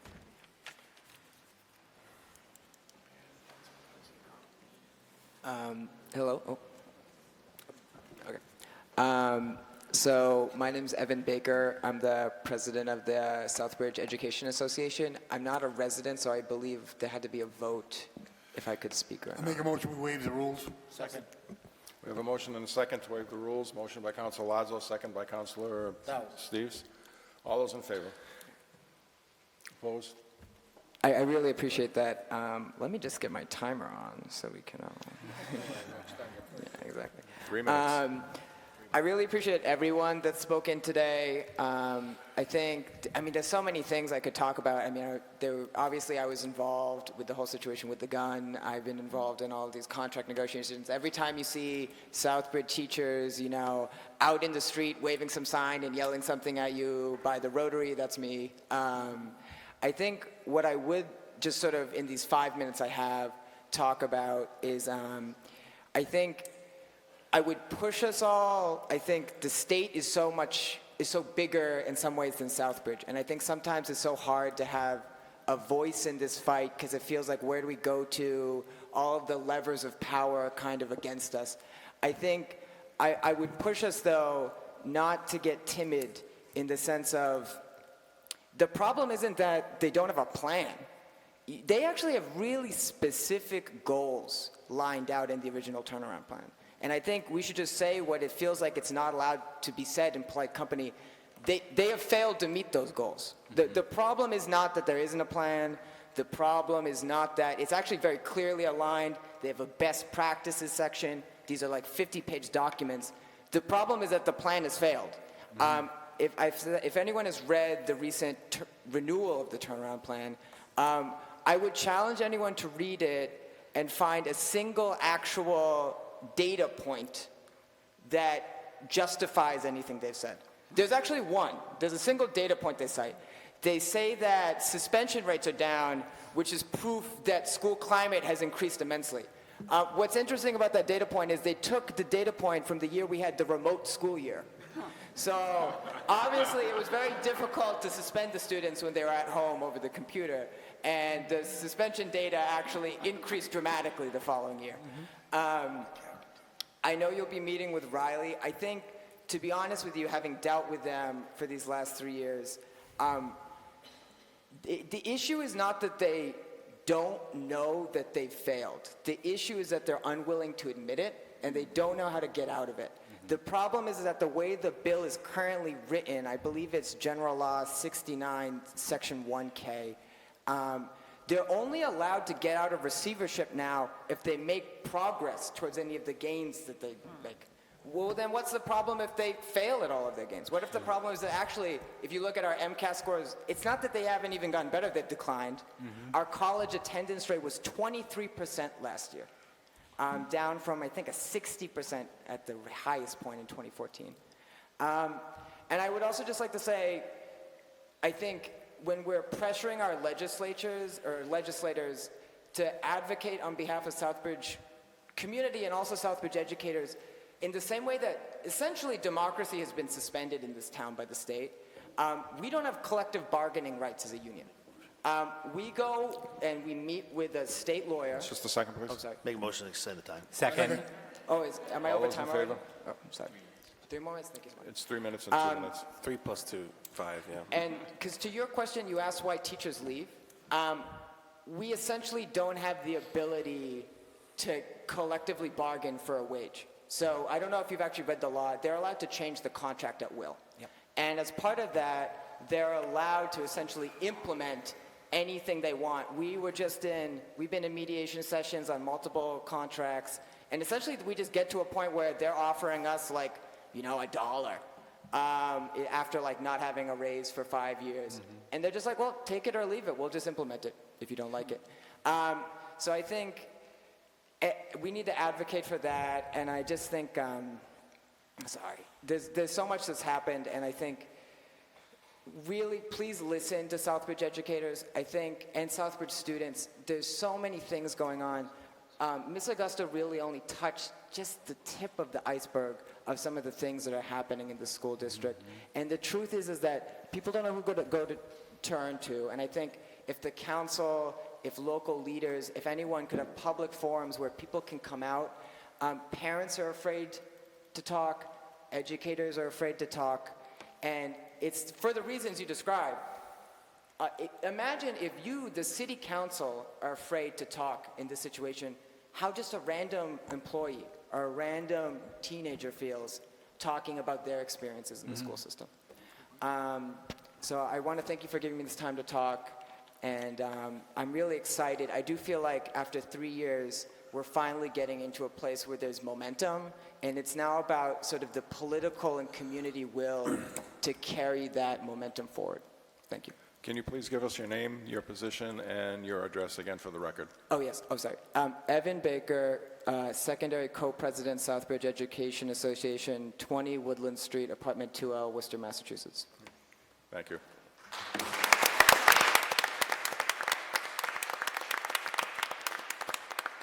Councilor Adams. Thank you, Mr. Chair. To Mr. Baker's point, I think you're right. Absolutely, the state is much bigger than the town of Southbridge by far. But the point is, people are making noise and having conversations, and we're having these meetings specifically to have these conversations here. My fear, like I've said before, is that as time goes on, people get tired. It's a long haul. It's not a short, quick sprint. The fact is, I've seen it too many times up here. I've seen it with counselors. I've seen it with other members of boards. They go out and they really hit it hard, and all of a sudden, after a while, they die out. And this is what can't happen. What we're trying to show the state is the town council really cares about what's going on, really wants to take that concerted effort towards working with the state to try to figure out a logical plan that makes us successful down the road. So I ask anybody that's watching, anybody that's sitting out there, show up to the meetings when we have these meetings out there. Call your counselors, have a conversation with them. That's what they're supposed to be there for. And all their phone numbers are online. If you need them afterwards, I'll send you Counselor Marchetti's, Counselor Dow's. I'll send them all to you in one shot. But I'm just saying, that's your opportunity to have that conversation with you. And I just want to make note, just because the school board doesn't have that supposed power, it does have influence. It has the influence of the people that surrounded it.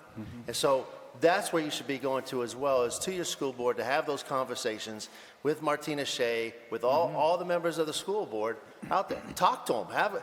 They have the influence. Just because I'm not sitting up here as the chair doesn't mean I don't have influence with the chair or the situations we're having or whatever it may be on the agenda items.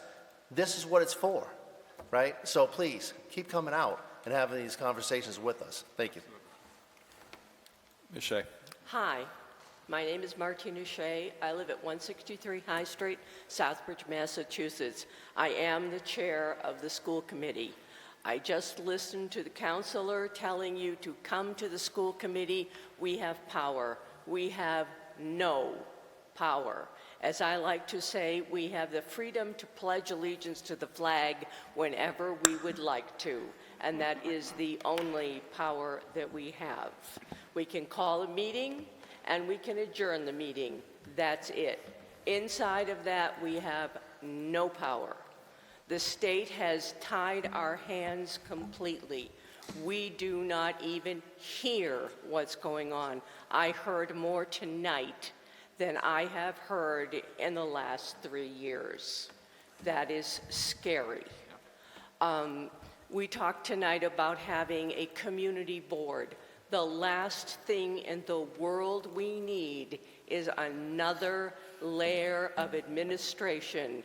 Let's have the senator and the congressman and the representatives, let's have them as another layer between us and our students and our teachers.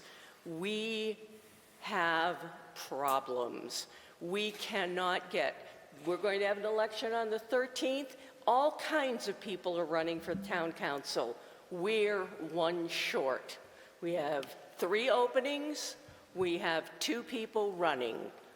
That's it. We have, and I can understand exactly why would you spend time sitting on a board that has no power, that in fact by law, by Massachusetts law, the receiver does not even have to come to our meetings. He has to present the budget and he has to present the end of the year report. That's it.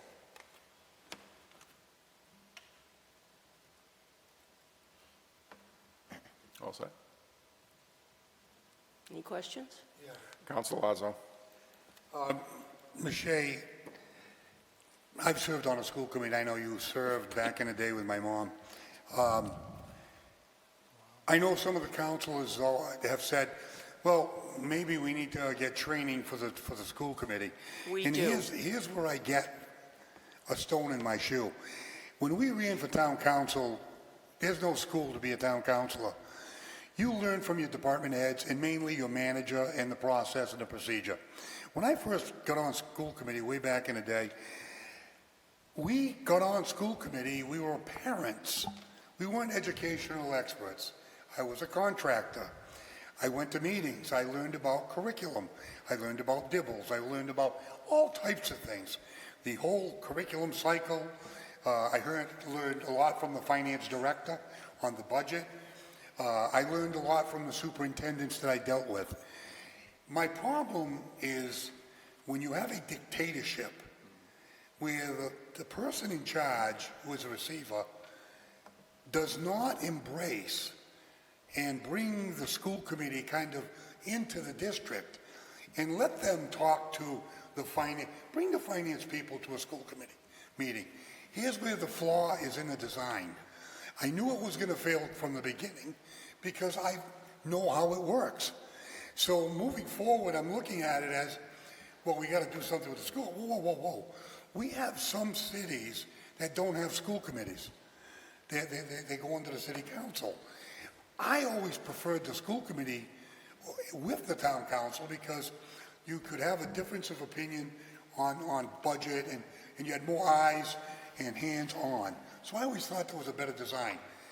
Unless this receiver or the next receiver or somebody from the state, when this transforms itself, does not bring the school committee into the educational den, meaning the superintendent's office, meaning the budgetary office, the curriculum coordinator's office. There is so many buffers between our receiver and the public school committee. I mean, you go in, he has to have someone sitting there and make sure everything is said properly or done properly. There is no trust. I think he's earned no trust. And going forward, the reason why I asked you, were you ever brought in, is because the school committee will never get up to speed until we get a receiver or a state official in charge that brings the school committee into the den of the superintendent on how the school district, the nitty-gritty of how it operates. Thank you, Mr. Chairman. Excuse me, our policy book, you're familiar with the policy books for schools, they're like this, has not been updated. I'm told that parts of it have been updated. I don't know about that. And again, the one duty that the school committee had, besides budget, they're a policy-making body. We're representative up here. You a policy. Thank you. Councilor Marquetti, then Councilor Ryan. Thank you, Mr. Chairman. I'll reserve my comments for the next agenda item. Thank you. Very good. Councilor Ryan. Thank you, Mr. Chair. I first want to thank Ms. Shea. I had the honor of serving with her on the school committee. She was my wonderful vice chair. Those were great days. We got a lot done. So I want to thank you for all the work you've done in the school committee. And I will say, I think Mr. Baker was wrong on one aspect. I think one thing that was pointed out in the original report was that there was a lack of cohesion and a work-together atmosphere between the council and the school committee at the time. I don't think that's the case now. I think our cohesion and work-togetherness between the leadership of the school committee and the leadership of this council is stronger than it has ever been. So I think that's another key victory for Southbridge because we're all on the same page, and I think that's thanks to your wonderful leadership as well as the leadership of this council. I also want to thank Yelitsa. Bravery. That is bravery, to come up here and put your neck out there publicly and call out the crap when you see it. And that's what you did. Thank you. Because many of us have been arguing about a lot of this for years around transparency in budget, around transparency in funds. And you are able to step up. And thanks to your stepping up, other people are now coming forward. I want to thank Mr. Baker and the MTA. They have been consistently fighting back for our teachers for the last 3, 4, 5, 6 years. And I am so impressed by their continued fortitude through what has been an oppressive experience for them. All of this, all of you coming here, Ms. Shea being here, this is how we get stuff done. And I'm so thankful that we were able to have this meeting and have this discussion, and I thank everybody for being here. And I want to continue to hear from you, because this doesn't stop here. If we have this discussion tonight and we go nowhere, nothing happens. We need to continue to keep fighting. And I want to continue to encourage people to run for school committee. You can run a write-in campaign. I've done it before. Run a write-in campaign. Put your name out there. We have an open seat. We need more people involved. We need to make sure we are continuing to show how much as a community we want to take back our schools and do the right thing by our kids. So thank you all for being here. Yes, Councilor Ryan, that would be correct. I had a problem with my insurance. I came up, I went right in, I was taken care of. We can't, even our business manager is not in town. You cannot go into his office and ask a question, which was always the way. If you need, in this building, I see people going in and out of offices, getting their needs met and leaving.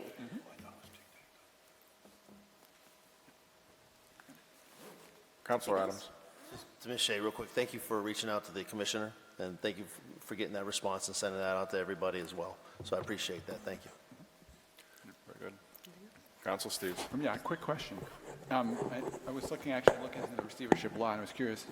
Do you actually get the written reports that are supposed to be submitted to the school committee regarding the receiver's evaluations and stuff like that? They're online. Are they given to us? No, but they are By online. law, they have to be given to you.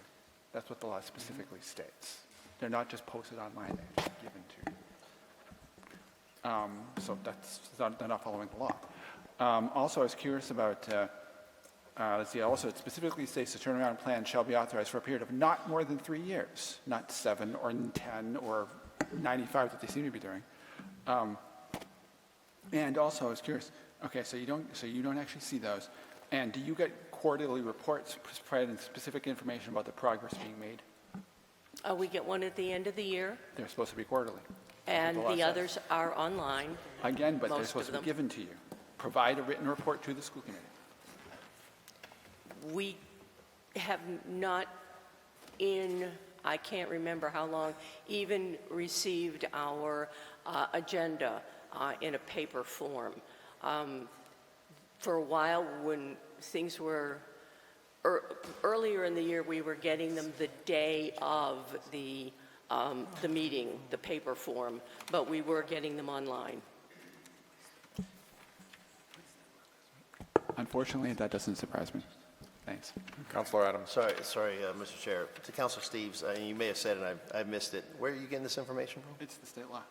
Okay, and Mass General Law, Chapter 69, Section 1. to the school board, correct?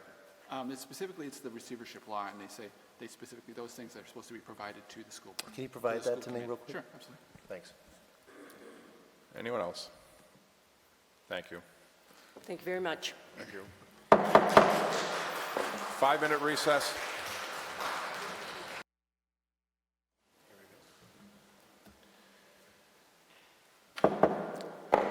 I call this meeting back to order. Would the next citizen please approach the podium? Name's Andrew Murch, 101 High Street. Member of the Southbridge School Committee, but I'm not speaking as a member of the school committee today. I'm speaking as a parent.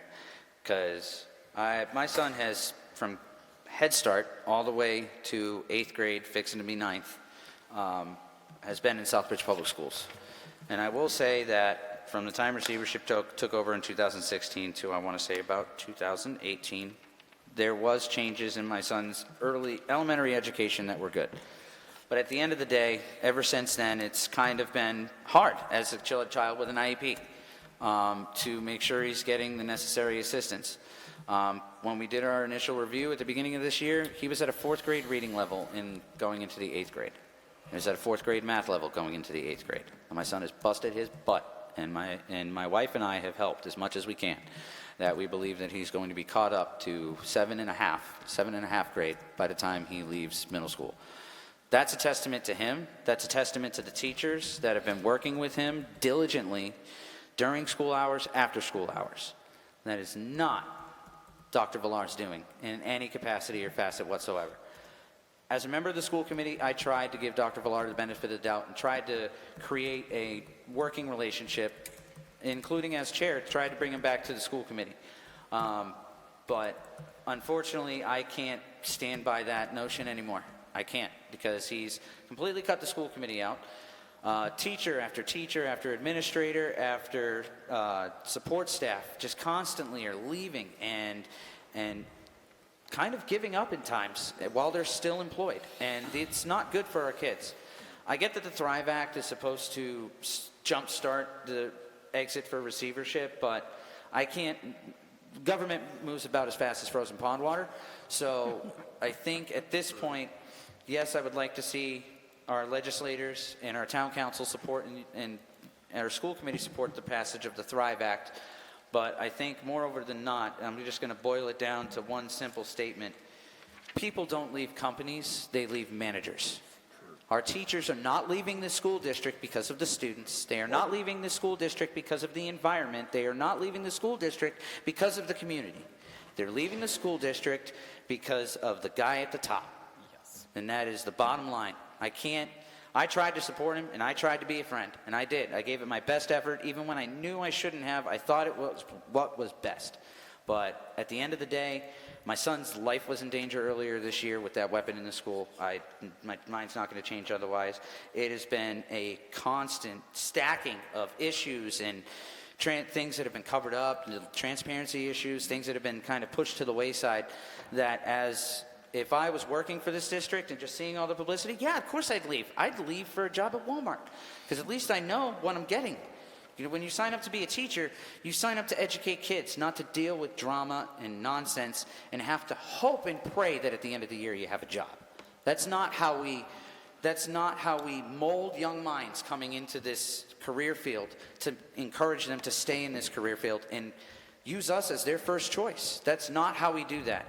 Receivership as a whole is flawed, but this particular receiver, and I know it's not on the agenda, but I'm going to say this. I think that this particular receiver has run out his welcome, has run out the capacity that he can do the job effectively and efficiently, and I personally would like to see Dr. Villar resign, or a joint vote of the school committee and the town council of no confidence in Dr. Villar as receiver.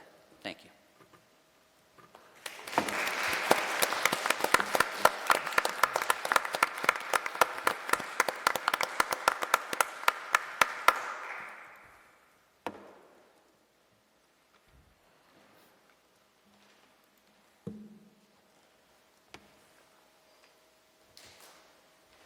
Good evening, I'm Stephanie Rivers. I reside at 92 Harrington Street. Just a quick little piece of information. So I'm not sure who knows, but I am the administrator of the Southbridge Public Schools Parents page on Facebook. And in the time that I attended these meetings, I had built a relationship with whomever manages the Southbridge Public Schools page for Facebook. But since I've been attending these meetings, they stopped posting on the parents page. And that's fine, because I can still reshare every single post that Southbridge Public Schools puts out on Facebook. But I thought how disappointing that I lost that relationship with whomever's managing Southbridge Public Schools on Facebook. Because the main goal of our page is to open the lines of communication between the parents and the school system to improve communication, to have transparency, to discuss the school issues, for better lines of communication. So I just thought it was a little disappointing that since I've been coming to these meetings and speaking up, that whomever it is, and I still don't know, that manages Southbridge Public School Systems decided to stop posting on Southbridge Public Schools parents. And I even provided them the ability to publish their post without approval. So they had that ability to do so, and then all of a sudden it stopped. So hopefully by me coming tonight and speaking up, whomever manages Southbridge Public School Systems on Facebook will begin again to post anything related to the Southbridge Public School System. I know we're at the end of the school year. Kids are going to be getting out of school soon, and there will be a lull until September, but I really enjoyed having that relationship with the Southbridge Public School System, and so did the members on the Facebook page for the parents, because they were able to get valuable information and ask questions and receive answers, because the person who was managing that page was answering parents right away and providing helpful information. So I would like to be able to have that relationship with them, and so with the parents. That being said, okay, so I've listened tonight to everyone speaking, and my main concern is safety. Safety for the kids, safety for the staff in the Southbridge Public School System. Just a minute, please. Councilor Adams. Motion to extend the time. Second. Motion by Councilor Adams, second by Councilor Lazo to extend the time. All those in favor? Thank Very you. good. It's important that there is safety implemented in the school system, and it's a must for the kids, because when I was here at the first meeting, the student that came up and said he was afraid to go to school, that really bothered me to hear him say that. No kid should be afraid to go to school.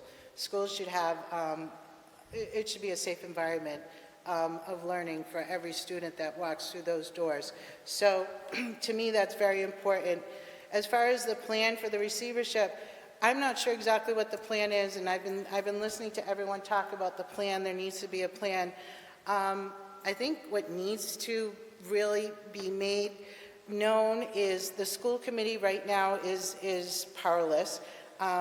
What if there's an option to take the school committee and change them to an oversight committee where they can then audit the school side at budget time, line item by line item? I mean, give them some type of power back, so maybe dissolve the school committee and make them an oversight committee. And I know the town council has to vote on the budget for the school during that part of the fiscal year. So I think a really good idea to be put in place would be an audit and go line item by line item, because I heard there's many people at the executive level in our school system that really don't need to be there, and more support can be given for teachers and staff. That money could go towards them. So I'm just throwing out ideas. But I wanted to come up tonight and make you aware of that. We have a page on Facebook. People come to our page, they talk, they ask questions. It's an environment for them to be able to discuss freely without any type of lashback, and they appreciate that page. So it's been there since 2013. So it's been 10 years that that page has been in place. So I just wanted to make that known. Thank you for your time.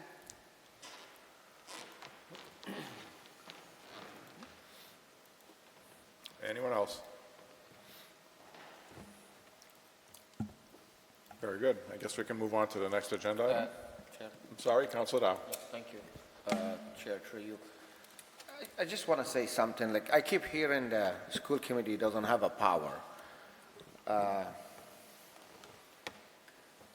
I think they caused the weakness to themselves by not having the right meeting, get together on time, public meeting, invite the teacher to hear him, what's their concern, what they complain, that the kids come to the meeting as well.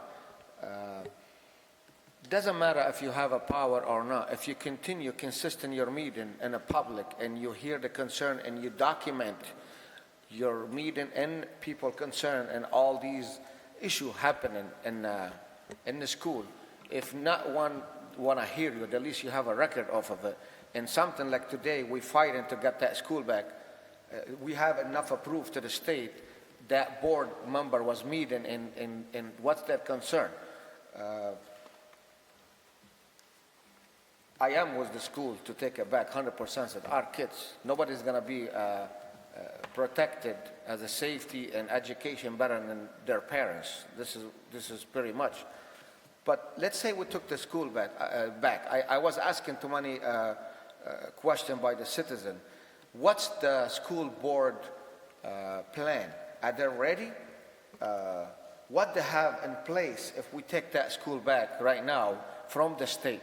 What that school board have in a plan for the future? They meet? She just said we're missing board members because she's not meeting. That's why the board member feel they're not being heard, and that's why it become weakness. I think if they keep meeting in the public, invite the teachers. She's saying, or somebody said, who's going to hear us if we have a complaint? The school committee will hear you when you have a right meeting. And either if no power through the state right now, but at least they will generate a record on file, they can fight back the state to take the school back. I think the school committee, they have a power. They need to meet more and keep record of what's going on at school and all the issue. You know, we hear everybody come up here. We want the school back, some issue, she spoke. She have to speak because she was resigning. But nobody before was hearing her. Where the school board to hear her and come to the town council report us. I think this is where the state feel they're more power on us from the school committee or the council, because we're not keeping record of them. We're not telling him, we know what you're doing, we know what's wrong, we have a record of you. It's like a criminal. You keep record of him, and you can, at the end, you can tell him, listen, this is your record, this is what's wrong, and now we're gonna take you to the justice. Thank you. Councilor Lazo. I think understanding the role of the school committee, when you talk about the school committee, I salute every one of them for being on that school committee and keep the board full. Where I think the breakdown is, the most valuable person that you would appoint when you take your district over is your superintendent. Your superintendent is the basic educational person that oversees the whole district. He or she answers to the school committee, which is the policy-making body. Down below, they form subcommittees like we have subcommittees. You'll have a budget subcommittee, which you would have a business manager in the school district underneath the superintendent that would work with the school committee. You would have a curriculum coordinator underneath the superintendent that would work the curriculum of the school district. You would have a maintenance, what they call building grounds and transportation, which would be in charge of the buildings, the grounds, and the busing. That would be a subcommittee. Then finally, the most important power that the school committee would have over that superintendent was the policy subcommittee, because it's a policy board. It's not supposed to be a public meeting. It's a meeting in public. It's different than council. But the thing is, if you had those subcommittees, even under this receiver, if they had mock subcommittees where they worked on that curriculum, where they worked on those policies, what would happen is you'd get an experienced school committee, but we don't have that because we have a dictatorship. There is no sharing of information. You know, when information is shared, they have too many buffers. They have there's one person in the district there, I forget the name of the title, it's worse than Villar. She has to go. I mean, you just can't rebuild a school district with this mentality. Thank you. Councilor Adams. Thank you, Mr. Chair. So closing this out with myself, I want to thank all the counselors again for their input tonight, and the residents and the teachers and some of the other individuals that came up here this evening to discuss and show a little bit of their frustration, but at the same time giving some guidance to the council itself and to the residents. And I want to thank the state representatives for being here today. You know, if you talk to all 9 of us up here, I'm telling you right now, we'd come up with 9 different ideas on how this should work. And the same thing would go out there in the audience and maybe the residents watching in. And I'd mentioned this the other day, somehow or another, all these different people that weren't on the same page, all of a sudden now are on the same page. Now, at the end of the day, let's say the state leaves tomorrow, that coalition is probably will be null and void, and they'll possibly cause a little civil war going on here in the in the town of Southbridge. For somehow or another, the state has brought a lot of us in the same mindset. We just don't know how it's going to go, but we are on the same mindset that we need to have a voice at the table. I watched, actually, Martina Shade sent an email out about the Holyoke meetings, and though I may not be in agreement with how they run in their system over there, it sounds like they're having the same issues over there.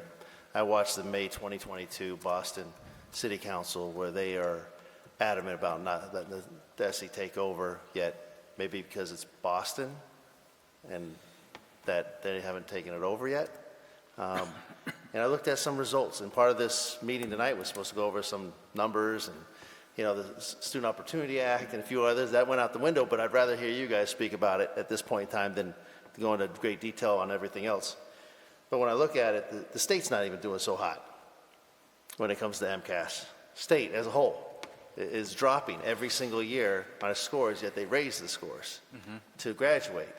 So there's a fundamental problem here. I'm not asking them to admit that they're wrong or whatever it may be, because I know there's people up here, myself included, that maybe admit that I'm not wrong about what I'm thinking. I'm just saying that there's, you know, we have a pocket full of stones in my, you know, in my pockets here, my pants here, and I live in a glass house, and I need to be careful how I say certain things, because I think it's really wrong of us always to judge on certain people. But that being said, you know, I watching them, it says we're not in any different boat than the other 2 towns, and possibly 3, including the large city. And you can't tell me Springfield's doing so much better, and a few other places, even Worcester. But somehow or another, us right at the Connecticut border, I do feel like we have been forgotten by the state, and I'm just asking Commissioner Riley to come to the table. And I think it's important that the state come here, have a conversation with us. So I just want to thank everybody, and it's not a bad idea to have what Senator Fatman had talked about. And I know Councilor Montigny had brought it up, and Mark Karen had brought it up about some of this. You know, I'm not opposed to vocab school of some sort as well. I mean, somehow or another, things have to change, and they can't keep doing the same thing. And at the end of the day, we have a lot more to learn, and there has to be a plan in place. And I agree with Councilor Lazo. There's got to be a dismount plan of some sort, you know, with some deadlines that can be moved a little bit forward, moved back, or whatever it may be. But in some way, we have to meet at the table and have these good, professional, hard conversations for our students of this town. Thank you. Very good. Councilors? Very good. Agenda item number 7. Vote to approve the letter of support for the Thrive Act and distribute such letter to our state and federal representatives, the Massachusetts Department of Elementary and Secondary Education, the Massachusetts Board of Elementary and Secondary Education, the Massachusetts Teachers Association, the Parents Union of Massachusetts, and any other entities identified by the Town Council requesting their support. So moved. Second. Moved by Councilor Montigny, second by Councilor Steves. Councilor Adams. Thank you, Mr. Chair. I'm making a motion to suspend this, or postpone this for a later date. I think in my, well, you know what? You have to second it anyway, so. Second? You just second. Second. I have a motion by Councilor Adams and a second by Councilor Marquetti to postpone to a later date. Councilor Adams, you wish to discuss? Yes, Mr. Chair. So the other day, Councilor Marquetti brought up some very valid and good points at the EHS meeting. Councilor Lazo did at the same time.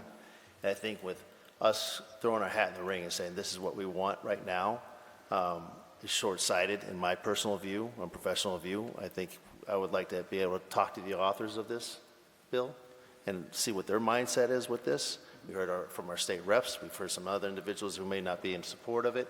You know, so I would like to keep this door open while we're doing this and just postpone it to a near future date. We don't have to set the date, but postpone it to the near future. Councilors? All those in favor? Hold on. I'm sorry. Mr. Chairman, thank you. I think when we had the discussion at EHS, I think there were some concerns raised about it, and I think the general gist of the bill is basically a good one. I think I basically support the concepts that are behind it. And I think maybe what we should do is take the letter and tweak it a little bit to indicate that we want to see, especially our representative and senator, take a look at it and work with us on amending it in a way that will actually work for our community. I think a lot of the ideas are good. A basic gist of some of those things that we kind of talked about earlier when they were here, and some of the other ideas that we talked about at EHS about the idea of creating those kind of community boards in general are good. I tend to agree with Councilor Rivas when you said it that night, and you said it earlier today, about needing to make sure we include certain kinds of people that really need to be heard from, and they're currently not. And so I guess the question then to everyone else here is, how do we go about doing that and make sure that we can get our voice in such a way that we can push the good parts of this bill forward in a reasonably timely manner? Because I don't want it to sit there for a decade.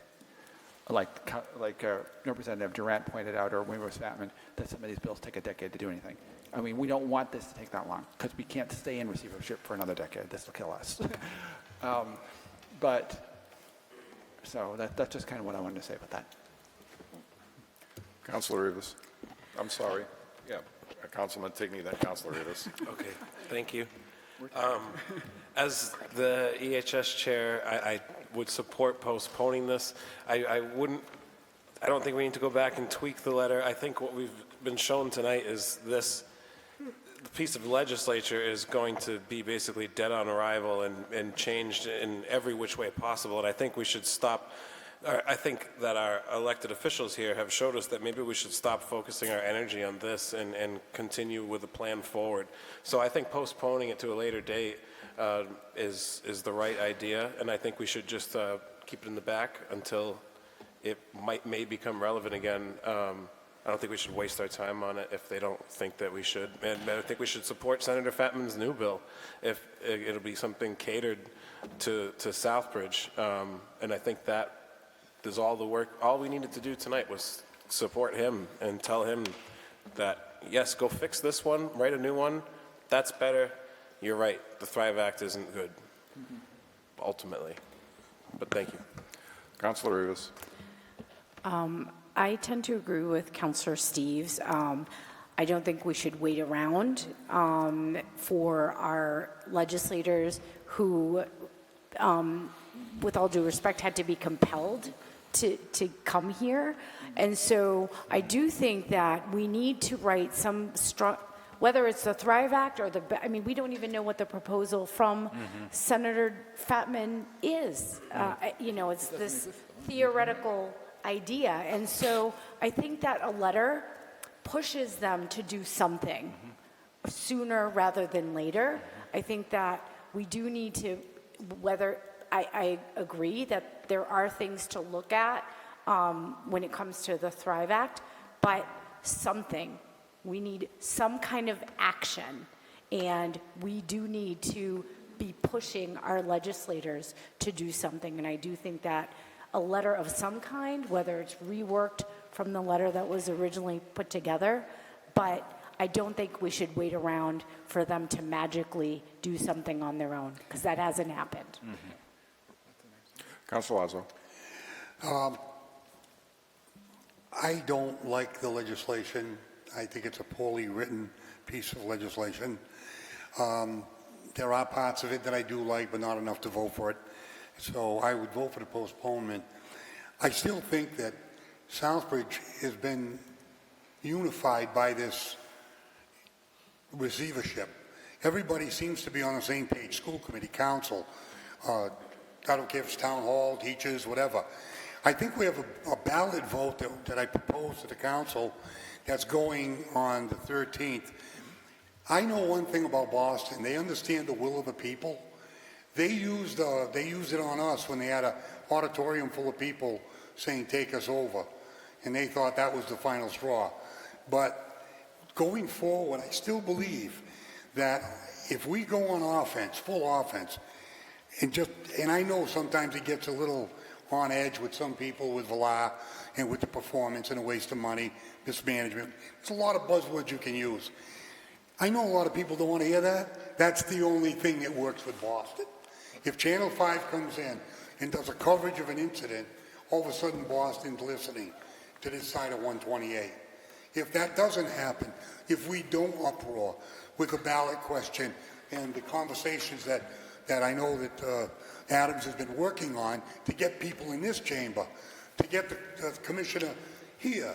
I wish the commissioner could hear all the town councilors, not 2 or 3. I mean, with all due respect to my colleague to my right, he's going to be in the room. He's a good counselor. He's got a lot of history. He doesn't have enough history to sit in there head to head with that guy. He doesn't know what happened. They read reports, as you heard tonight by Councilor Marchetti. Well, the report said half their data was wrong when they produced it. I was here when they did that. It was wrong. They took us over. We weren't a level 5. But you know, when you're the state, you can do anything you want. I don't mean to embarrass anybody or hit anybody. But when you have people with a tremendous amount of knowledge, history, in both boards, I sit there and I look and I go, you need the whole council in that room. And not 3 councilors, you're allowed 3. Like, oh geez, thanks a lot. Give me the ballot question and let's run it to Boston and let's go to the Board of Education. And let's bring a busload or 2 busloads of people. You want to get heard? In the upcoming year, we're going to be heard. Thank you.